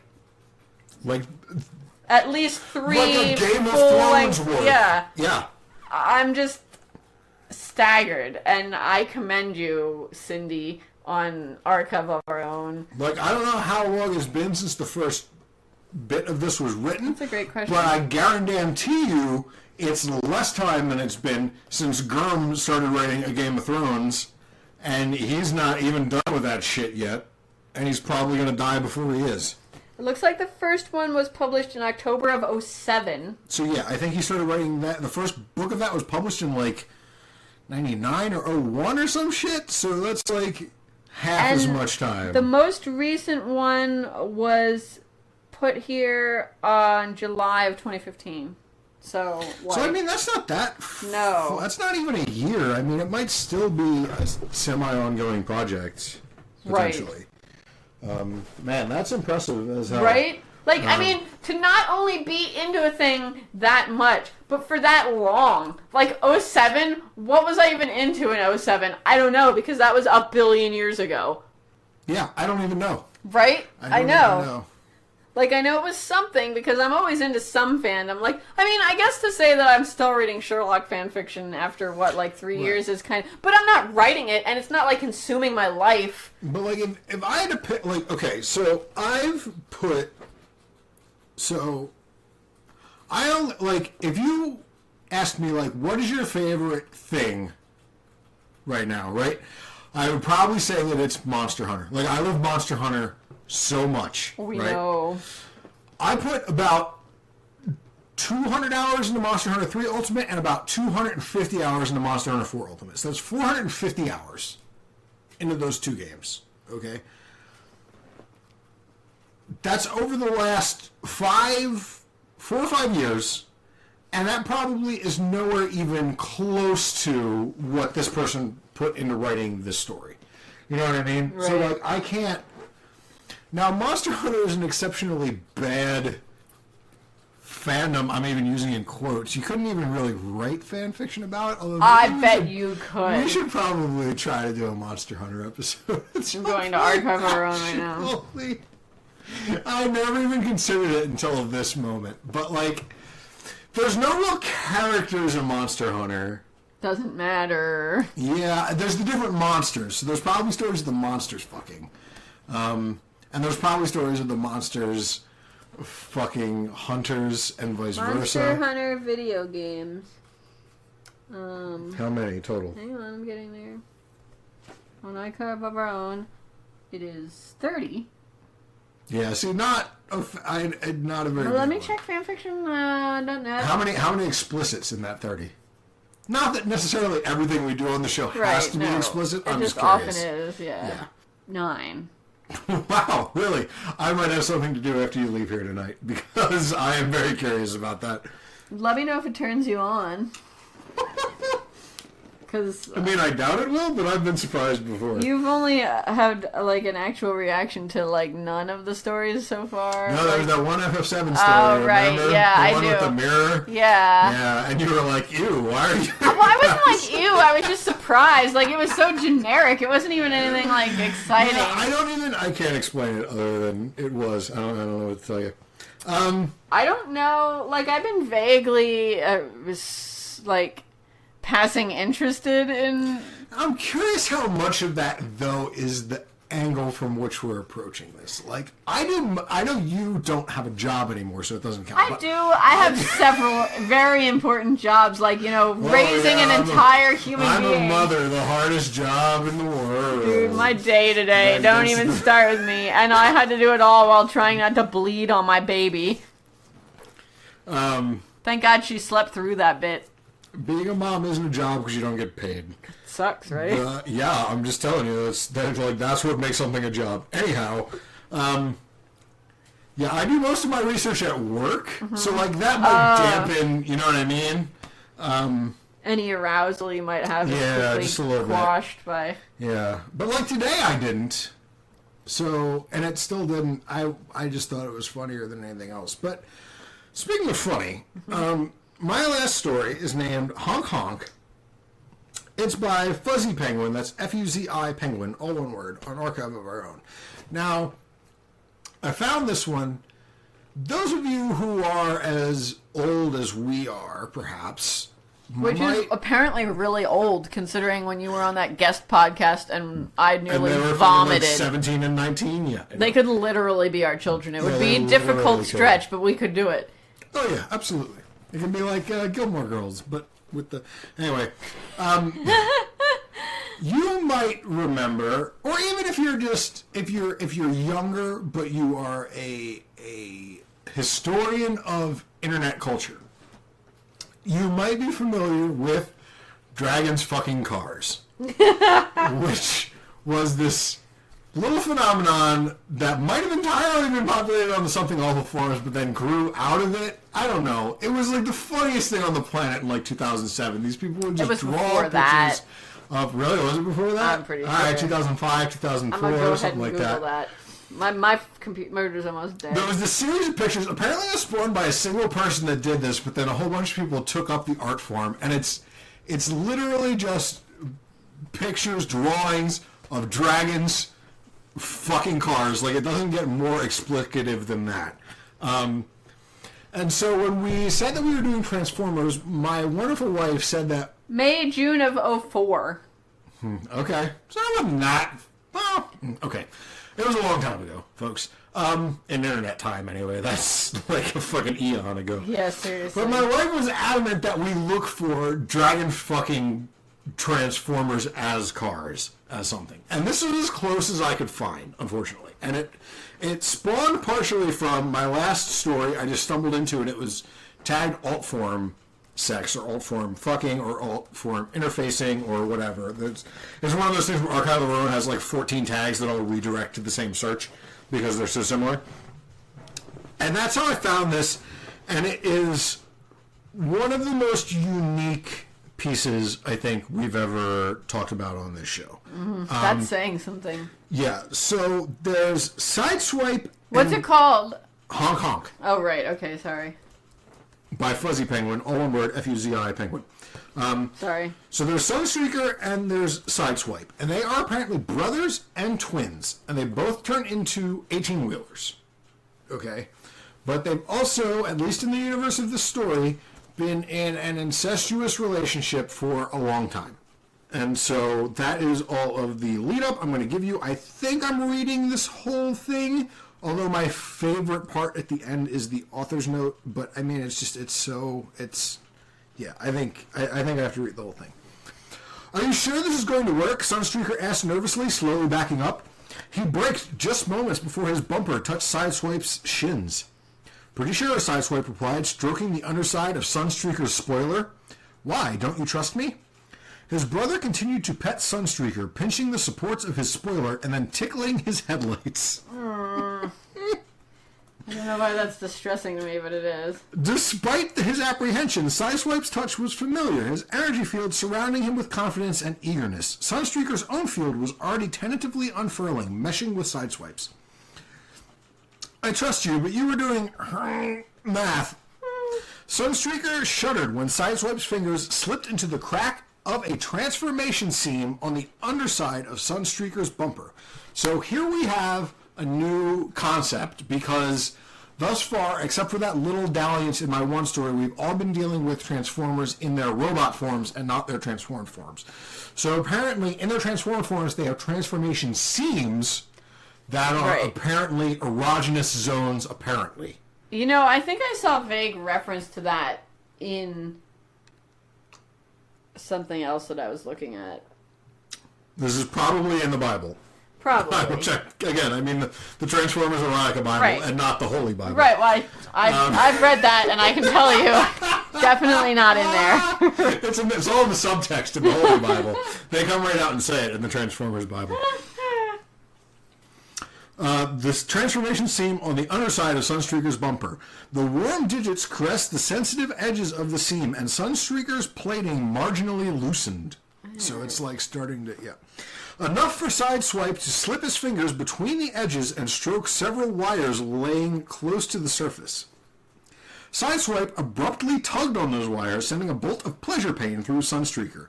His tires squeaked on the decking as they restlessly shifted back and forth. So I imagine they're on some sort of aircraft carrier. I'm not sure if that's the case, but the term decking makes me think. Yeah, like they've got to be on a boat of some sort, or a deck. I mean, I guess.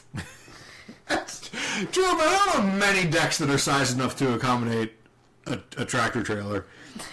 Hey, I'm good at math, Sideswipe protested. How do you think I ruled the markets back home? Now, physics I might not be so good at. Oh, that makes me feel better, Sunstreaker replied dryly. Then he startled when Sideswipe leaned forward and mouthed at the edge of Sunstreaker's spoiler.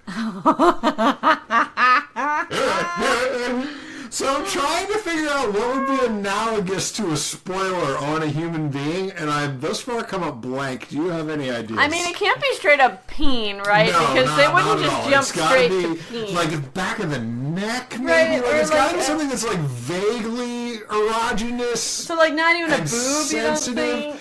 I don't think ear, a boob. maybe like your maybe back of the ear would be good, or like tip of the ear. You know what I mean? Yeah, maybe something like that. If he'd been in root mode, he would have clenched his fists and offlined his optics to enjoy the sensation. I guess root mode means robot mode? Maybe. Unless root mode is something special that these people have. Right, I didn't see it in any of the stories either. As it was, he nudged closer to his brother's legs, engine idling higher. Oh. They always transformed together, so they had never before explored each other's alt forms with the intent to stimulate. It was like discovering his hotspots all over again. His spoiler was not this sensitive in root form, but Sideswipe's attentions to the area now were really revving Sunstreaker up. He supposed it made sense. Once he transformed into his vehicle form, the spoiler's dermal sensitivity automatically increased to better measure air drag. What? Again, gotta be in the Bible. Wow. Please, someone send us the Transformers sex Bible. I need it. And if there isn't one, please create one. Like just a glossary of and terms. Give us credits in the glossary. Or whatever. Like give us the intro. Like a dedication page. Keep doing that, Sunstreaker choked out, his plating rippling in response to the sensation Sideswipe's lips and denta were producing. Okay, Sideswipe mumbled, enthusiastic lust surging in his field. That doesn't sound like it. No, it doesn't at all. I was curious about that as well. Sideswipe continued to touch and kiss Sunstreaker's entire rear half, making delighted sounds every time he found another area which produced a twitch or moan. It didn't take long for Sunstreaker's charge to flare up. The embers of arousal had already been ignited during their groping of one another prior to Sunstreaker's transformation. Sideswipe had encouraged some lengthy foreplay, wanting to warm them up and ease nerves. Sunstreaker's nerves, that is. And Sideswipe really had no need of warming up. He had been raring to go since they had gotten off shift. Even now, Sideswipe's energy field swirled around him, pulsing steadily with excitement. You about ready? Sideswipe asked, digging his fingers into Sunstreaker's rear axle wells for the first time. Rear wheel wells for the first time? Axle wells aren't a thing. Sunstreaker arched into the touch, managing wobbly. Go for it. Why were his wheel wells sensitive? Sweet, Sideswipe murmured. Okay, hold on. Sideswipe is such a pro. Oh my god. I super don't want to have sex with this guy.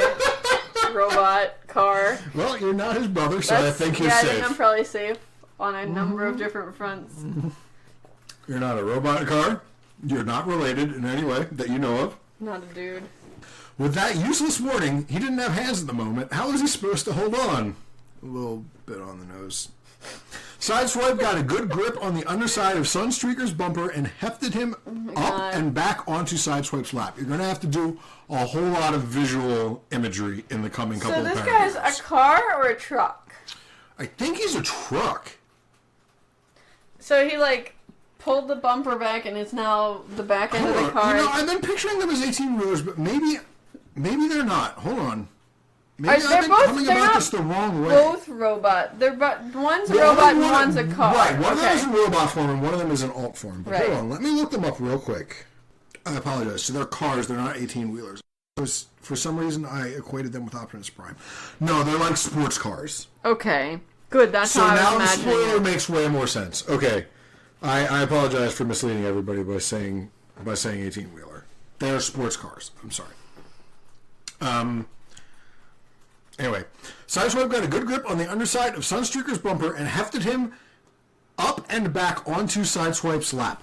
Sunstreaker's front tires squealed a protest as he was dragged across the floor, and he hurriedly unlocked his brakes. So he had stupidly left his e-brakes on, apparently. I would think that would be the first thing that you would unlock when you were about to engage in sex with your brother. I mean, yeah, it's the first thing I think. The sudden lack of resistance overbalanced Sideswipe, and he fell backwards, Sunstreaker's rear end crashing down on top of him. Sunstreaker froze, only his front tires touching the ground and fighting the urge to transform back into his root mode. He felt precariously balanced and didn't like that one bit. Ow, Sideswipe muttered from behind him. Okay, next time you disengage your brakes first before I pull, yeah? Next time? I'm not so sure about this time, Sunstreaker replied, his back tires edgily spinning in mid-air on either side of Sideswipe's hips. That's like... That's kind of adorable! It's kind of adorable. It's also kind of a sign, you know what I mean? Like, maybe he's not... Maybe we should, like, call this shit off if he's, like, spinning his back wheels trying to get the... Yeah, I mean, that's, like, the most vivid imagery of someone trying to backpedal that you can possibly get without them being on a bike. Literally backpedaling, yeah. Slight miscalculation, Sideswipe chirped, cheeriness making a full return. Right, let me just... Sideswipe readjusted his grip and with a fair amount of wriggling and shifting around, finally propped Sunstreaker's tires on Sideswipe's spread thighs. So he's now reverse Indian sit. Like this. Right. Yeah. And his back tires are on those and his front tires are on the deck. Okay. Okay. The position felt unnatural, and Sunstreaker could feel himself tensing back up all over again. I'm not going to let you fall, Sideswipe said reassuringly, caressing Sunstreaker's bumper. And I got to tell you, your aft looks great like this. Oh. Well, of course it did. He looked good at any angle. You better not let me fall, Sunstreaker grumbled, a little mollified. I might get a scratch. Primus forbid. Now open up. Sideswipe's hands reached up under Sunstreaker's bumper and patted at his undercarriage, blindly stroking the edge of more transformation seams. He reached the general area of where Sunstreaker's pelvis would be, face ending up smushed against one of Sunstreaker's taillights as he strained to reach. So he's like... yeah, exactly like that. Again, you people without the Patreon are missing out. There's no Patreon. I know there's no Patreon. I'm just telling you, you're missing out anyway. When there is one, yeah. Awkward. The entire thing was awkward. Sunstreaker had known it would be, no matter how much Sideswipe had planned things out. But it was Sideswipe, and Sunstreaker hadn't learned to say no to him after all these years together. Come on, Sonny, help me out a little here, Sideswipe muttered before nipping at Sunstreaker's left spoiler support. Venting a sigh, Sunstreaker sent the command to retract his interface cover. He had to override several failsafes as well as perform a tricky microtransformation sequence to make it happen. Interface equipment was not meant to be barred while in this form. I'm sorry. Well, it does say barred, but I think it's supposed to be bared while in this form. Go figure. Aha! Sideswipe exclaimed triumphantly, following the sound of reconfiguration. What? His fingers probed around Sunstreaker's now open array, exploring the edges. Yeah, good idea. Keep your spike retracted. Hate to see it broken off if you slipped. Oh my God! I know, right? Jesus. What? Sunstreaker's plating clamped down at the thought. I can't believe you talked me into this, he muttered in despair. Sideswipe ignored him, instead slipping a finger into Sunstreaker's valve. The angle was a little off, so Sideswipe couldn't do more than pump shallowly.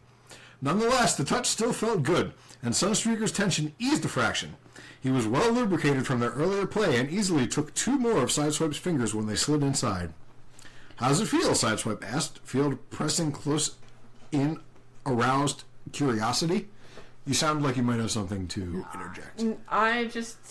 The lubrication thing is so, like, I mean, it leads more towards the idea of a gray vagina, as I believe you said earlier. Right. Yeah. But I'm still picturing it as one of like a what's an aperture? Yeah. Yep. Good question. The sensation of stimulation was the same, but it was disconcerting feeling it in alt form. He couldn't express pleasure the way he normally would. This more rigid form prohibited him from undulating against Sideswipe's fingers or using hands to direct him where Sunstreaker wanted him. He mainly felt very exposed and almost helpless. If the trust between them wasn't so deep, Sunstreaker would have called the whole thing off, but he knew Sideswipe would take care of him and even stop if Sunstreaker asked for it. Oh, Sideswipe would whine the whole time, but he would ease Sunstreaker back into the floor and it would be the end of things. So Sunstreaker struggled to find a way to express all that and ended up with, fine. Wow. The number one thing you want to hear during sex. Wow. With your brother or not. Fine. Yeah, just keep going. Do what you gotta. Yeah, good. I gotta work in the morning.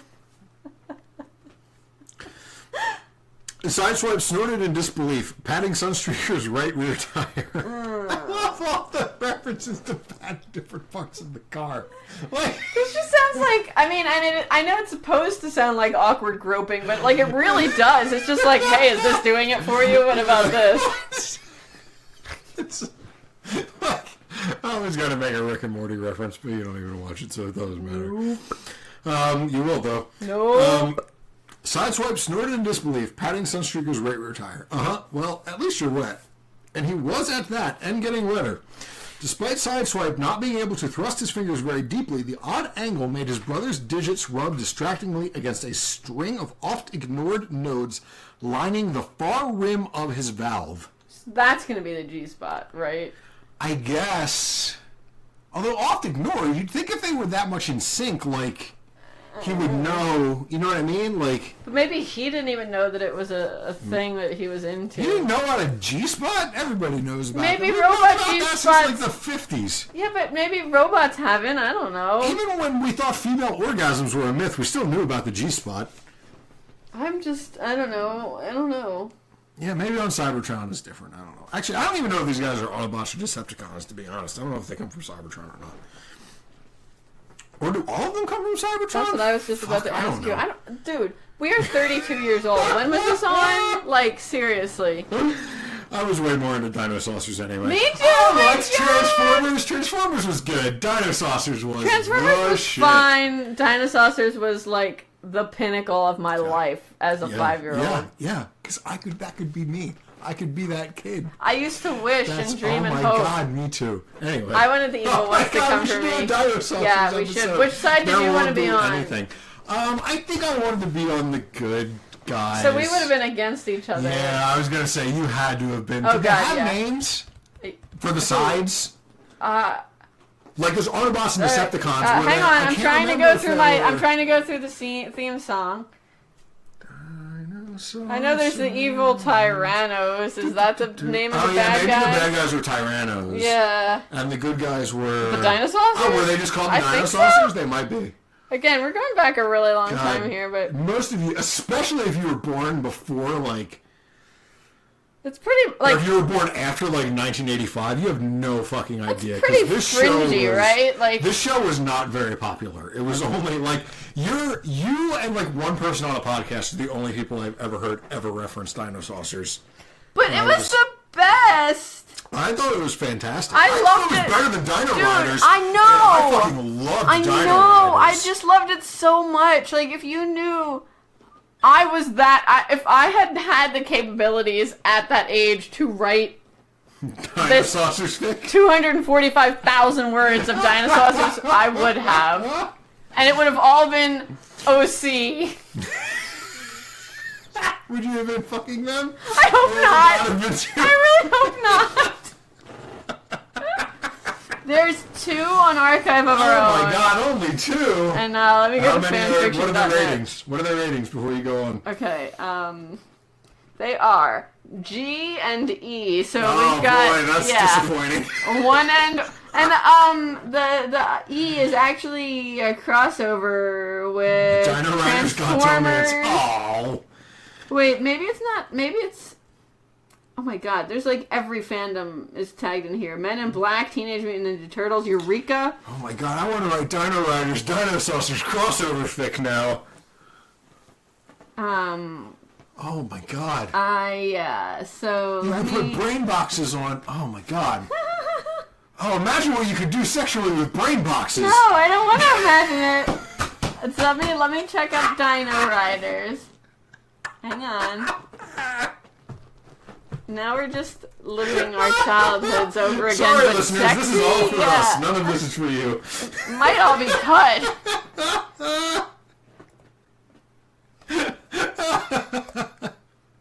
Dino Riders is one. Oh wait, it's hyphenated. Hang on. 4 Dino Riders. Oh man, that's so disappointing. Now let's see here. Dino Riders Dark Angel crossover. What's Dark Angel? I have no idea. So, fanfiction.net. While she's looking that up, for those of you who weren't alive in 1984 or whatever, so Dino Saucers was about a group of children. I like the way you said it like you were singing the theme song. Dino Saucers.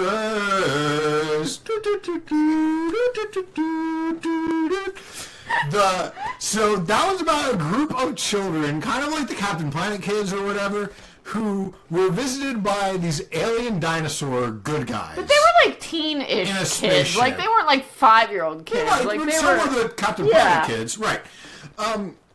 But so they were enlisted by the good dinosaurs to be their friends and to help them on missions and stuff. And then there were the bad dinos, who were the Tyrannos, who were led by a Tyrannosaur. The good guys were led by an Allosaur.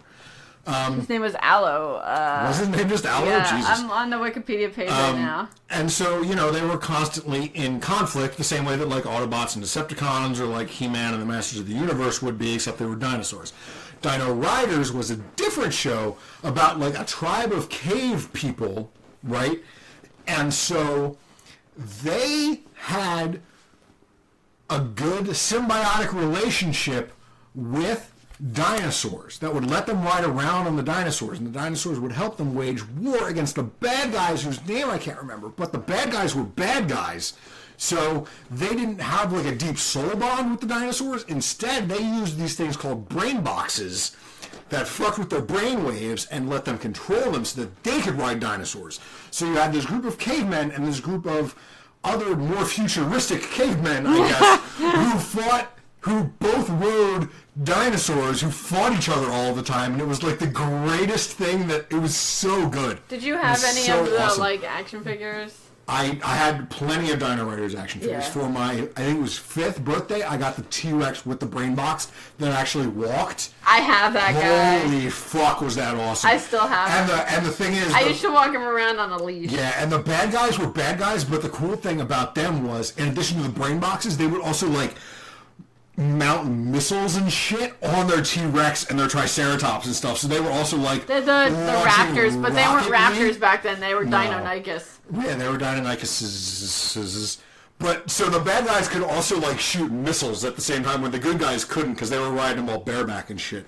And it was so good. It was so awesome. There's no Dino Riders or Dino Saucers on fanfiction. Nothing. Unless I've looked in the wrong place, but my laptop is sadly dead. I think we were part of a very specific slice of 80s kid. It aired in 1987, and it only had one season. And it only had one season. Yeah, right, exactly. Basically, yes. But I had a couple tapes for each, and every day it would come on TV, and I would watch the episode that was on TV, and then I would just watch those tapes on loop over and over and over and over and over again for both Dino Saucers and Dino Riders. I would love to watch Dino Saucers, but at the same time, I really don't want to watch Dino Saucers. I know the theme song is on YouTube because I've watched it many times. I don't think there are any episodes. I'm sure that you've got to be able to find it somewhere. I mean, you got to be able to find it somewhere.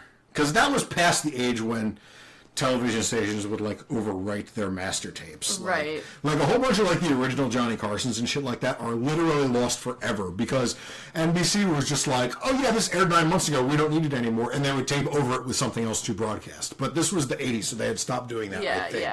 It definitely exists. So they gotta be somewhere in some vault. Maybe someday we can have a Dinosaucers viewing party. And if that was one of you remember how a couple years ago they came out with that Fraggle Rock box set that was like $170 fucking dollars. Like they could come out with that for Dino, even though it was only one season. I would pay it, and I don't buy anything. I would spend a lot of money for a Blu-ray of Dinosaurs and Dino. If it comes with some sort of book or maybe an action figure, literally anything. I would drop a retarded amount of cash. I would too, as much as I hate to admit it.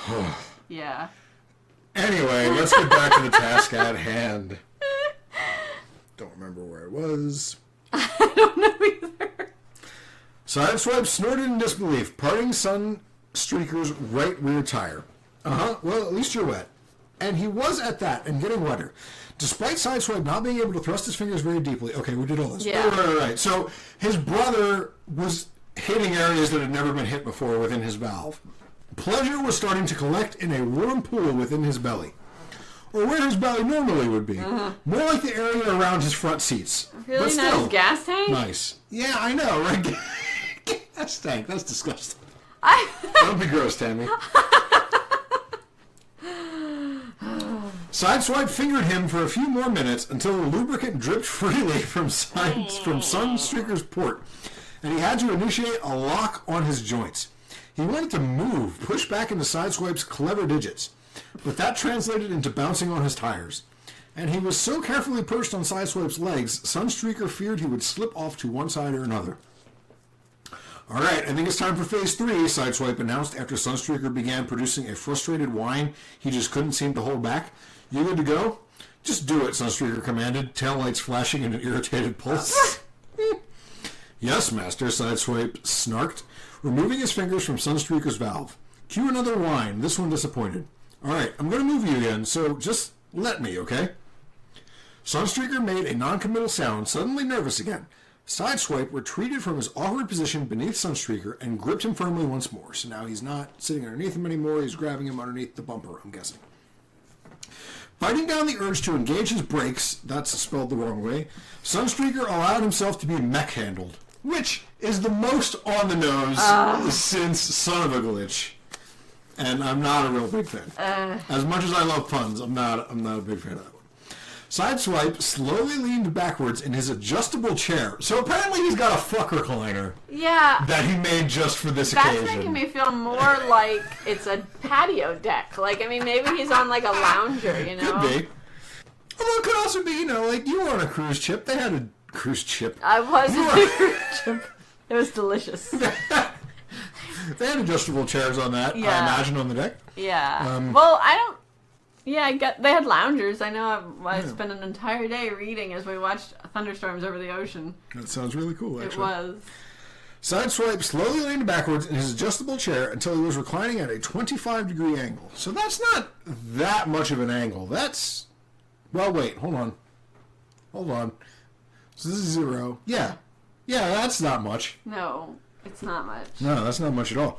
Because this is 90, this is 45, so 25 is here. You're practically laying down. It's basically that how I drive. More, yeah, basically.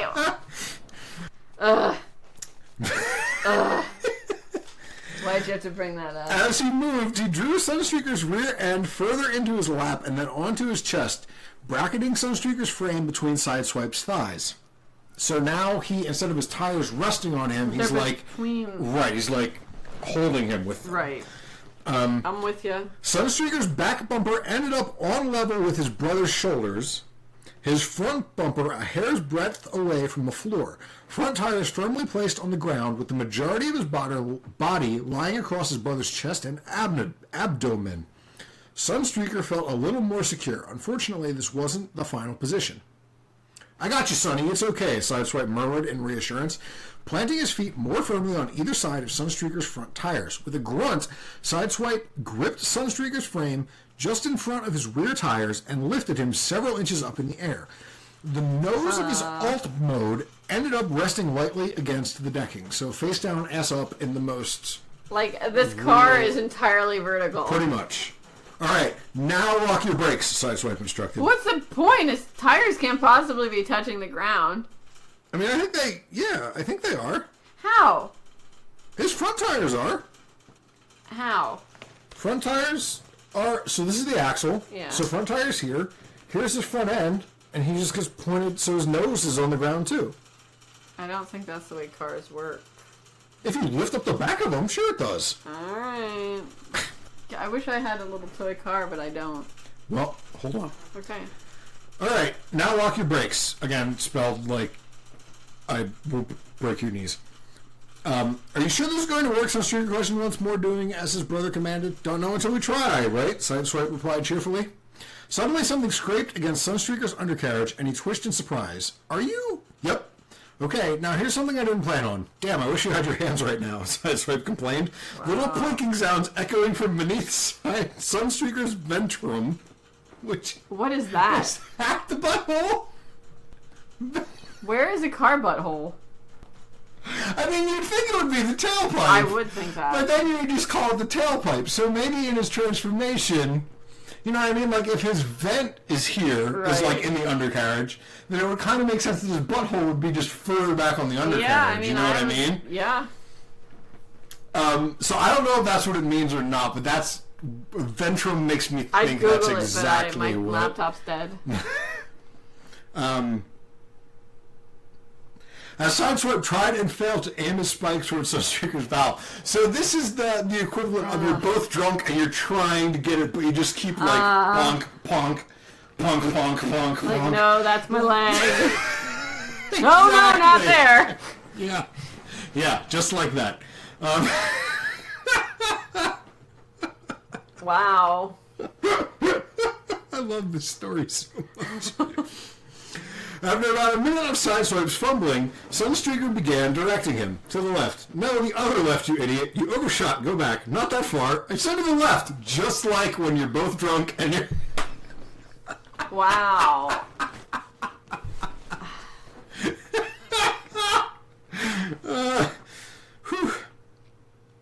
Suddenly, the blunt head of a spike, again, there's the blunt, was rubbing against Sunstreaker's folds. It caught, see? Folds? Car folds. Vent folds. Or valve folds. I'm on telling a car. You, it's just a vagina. It's not a cool alien door. You know, this is extremely disappointing to me. I'm, like, so disenchanted right now. It caught on the rim of his valve before Sideswipe shifted again, angling his hips up and bringing Sunstreaker's tail end down a fraction. And then they were lined up perfectly, and Sideswipe thrust in deep, his triumphant hum spiraling down into a groan. See, told you it would work, Sideswipe boasted, voice a little strained. Uh-huh, Sunstreaker replied absently, still trying to process everything. It was so odd. His port felt incredibly full. Port wasn't one that we'd heard so far. And probably had something to do with the way his interface array was arranged in this form. He'd taken Sideswipe's spike thousands of times before, and it had never felt this big. So apparently their insides also rearrange when they transform. That skeeves me out. Yeah. Primus, Sideswipe gasped after easing out and tentatively pushing back in. You're so tight. Are you okay? Sunstreaker replied in a moan. It didn't hurt per se, but it certainly tested the limits of his valve in all kinds of delicious ways. I'm gonna test the limits of your valve. Go slow. Okay, Sideswipe agreed. Oh my god! What a bro. Gently sliding out before carefully thrusting up into Sunstreaker again. If you want me to stop, don't stop, Sunstreaker growled. He was committed at this point, and it certainly was pleasurable despite the weird position. Aye. Sideswipe proceeded to frag him with long, deep strokes, his pelvis brushing against Sunstreaker's undercarriage with little soft churrs of sound. Sunstreaker gradually relaxed into Sideswipe's strong grip when it became apparent he wasn't about to be dropped. With one less thing to worry about, Sunstreaker finally gave himself over to sensation. And oh, what a sensation it was. Despite the large amount of lubricant he was producing, he still remained tight, his port compressed by his other internal workings. Because of the snug fit, every node in his valve was stimulated with each new glide of Sideswipe's spike. Charge gathered rapidly in Sunstreaker's lines, snaps of electricity sparking out from under his armor to whip against his brothers. Anything to say? Nope. Speechless? I'm following it, I guess. That's the best I can give you. Best idea ever, Sideswipe panted, pace beginning to pick up a little. I get to frag you and stare at your aft the entire time. This is awesome. Sunstreaker groaned, half in arousal, half in irritation. Despite holding Sunstreaker up and essentially doing all the work, Sideswipe still found the energy to gab. You close, baby, Sideswipe continued, sinking deep and circling a spike within the depths of Sunstreaker's port. Oh. Can I reiterate just once more how much I love this fandom? This might be my favorite fandom that we've done. I'm enjoying this unironically so much. But not in a sexual way. No. I'm soft as a fucking tissue. I can't come up with it. But it's so much fun. Sunstreaker's only answer was a thin moan, too focused on the sensation of Sideswipe's spike head grinding against Sunstreaker's ceiling node. I really want to break down... So now, is that the cervix? I really want to break down the transformer valve.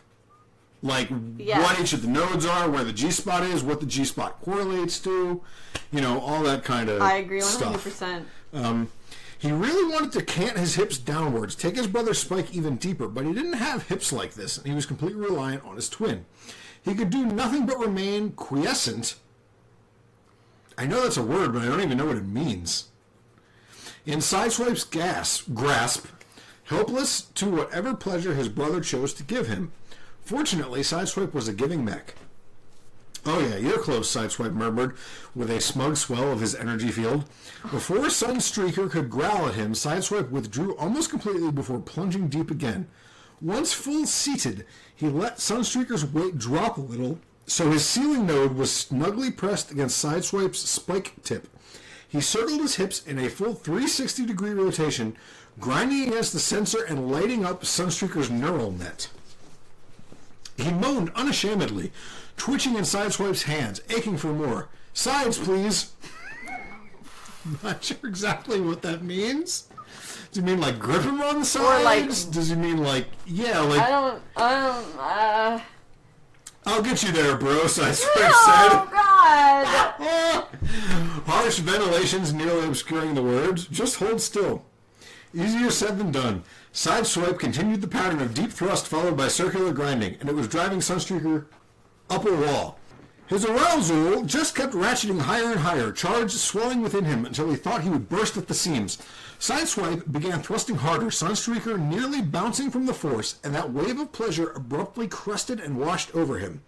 Sunstreaker cried out, practically vibrating as overload gripped him tight and sent sweet fire through his internals.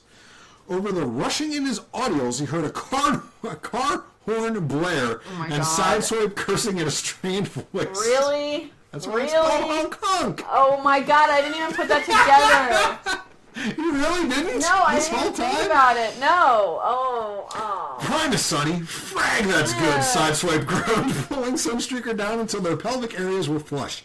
Sideswipe's hips hunched upwards, trying to get as deep as possible as overload was forced out of him by Sunstreaker's rippling valve. Transfluid burst from Sideswipe's spike, Sunstreaker's sensor nodes tingling as they were compressed from the extra pressure.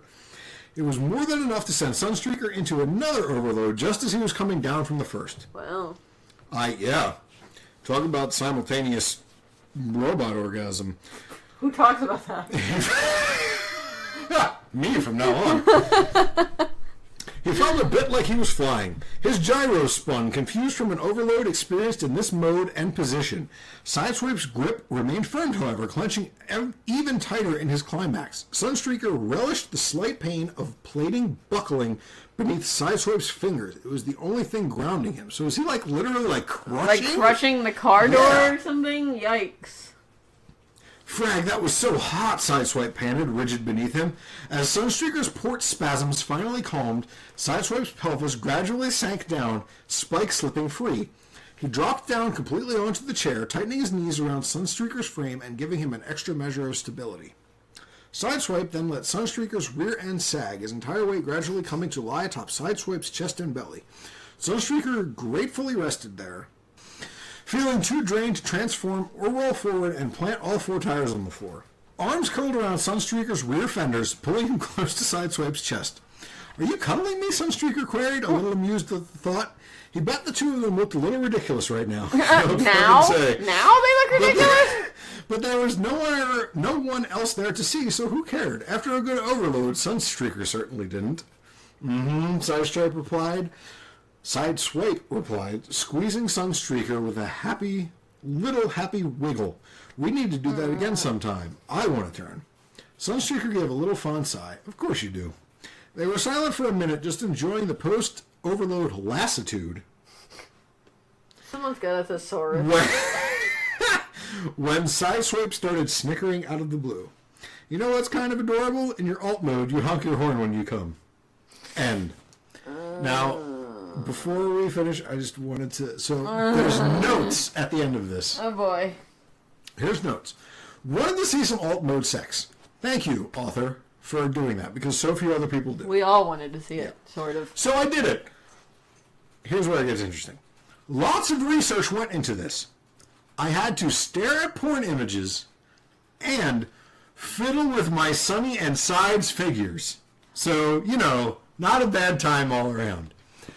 So this person is literally, they're like, I want to write this, the story's within me.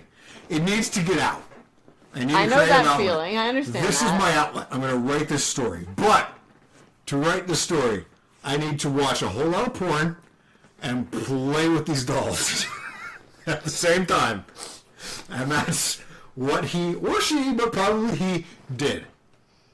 There's something beautifully sad about that picture. Yeah. You know what I mean? It's empowering, and yet... But, again, is it sad, though? Like, wouldn't you like to care that much about a thing? I was thinking sad more in the, maybe it's not sad.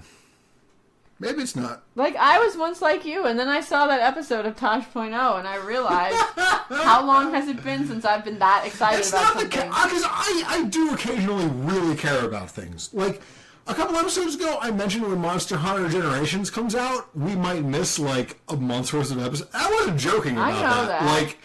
We really might have to record a bunch of episodes ahead of time so that I take most of a week off of work when a new Monster Hunter game comes out. I love Monster Hunter so much. Yeah, but see, you still know what it feels like. I don't, and I asked for Monster Hunter plushies for Christmas and got none.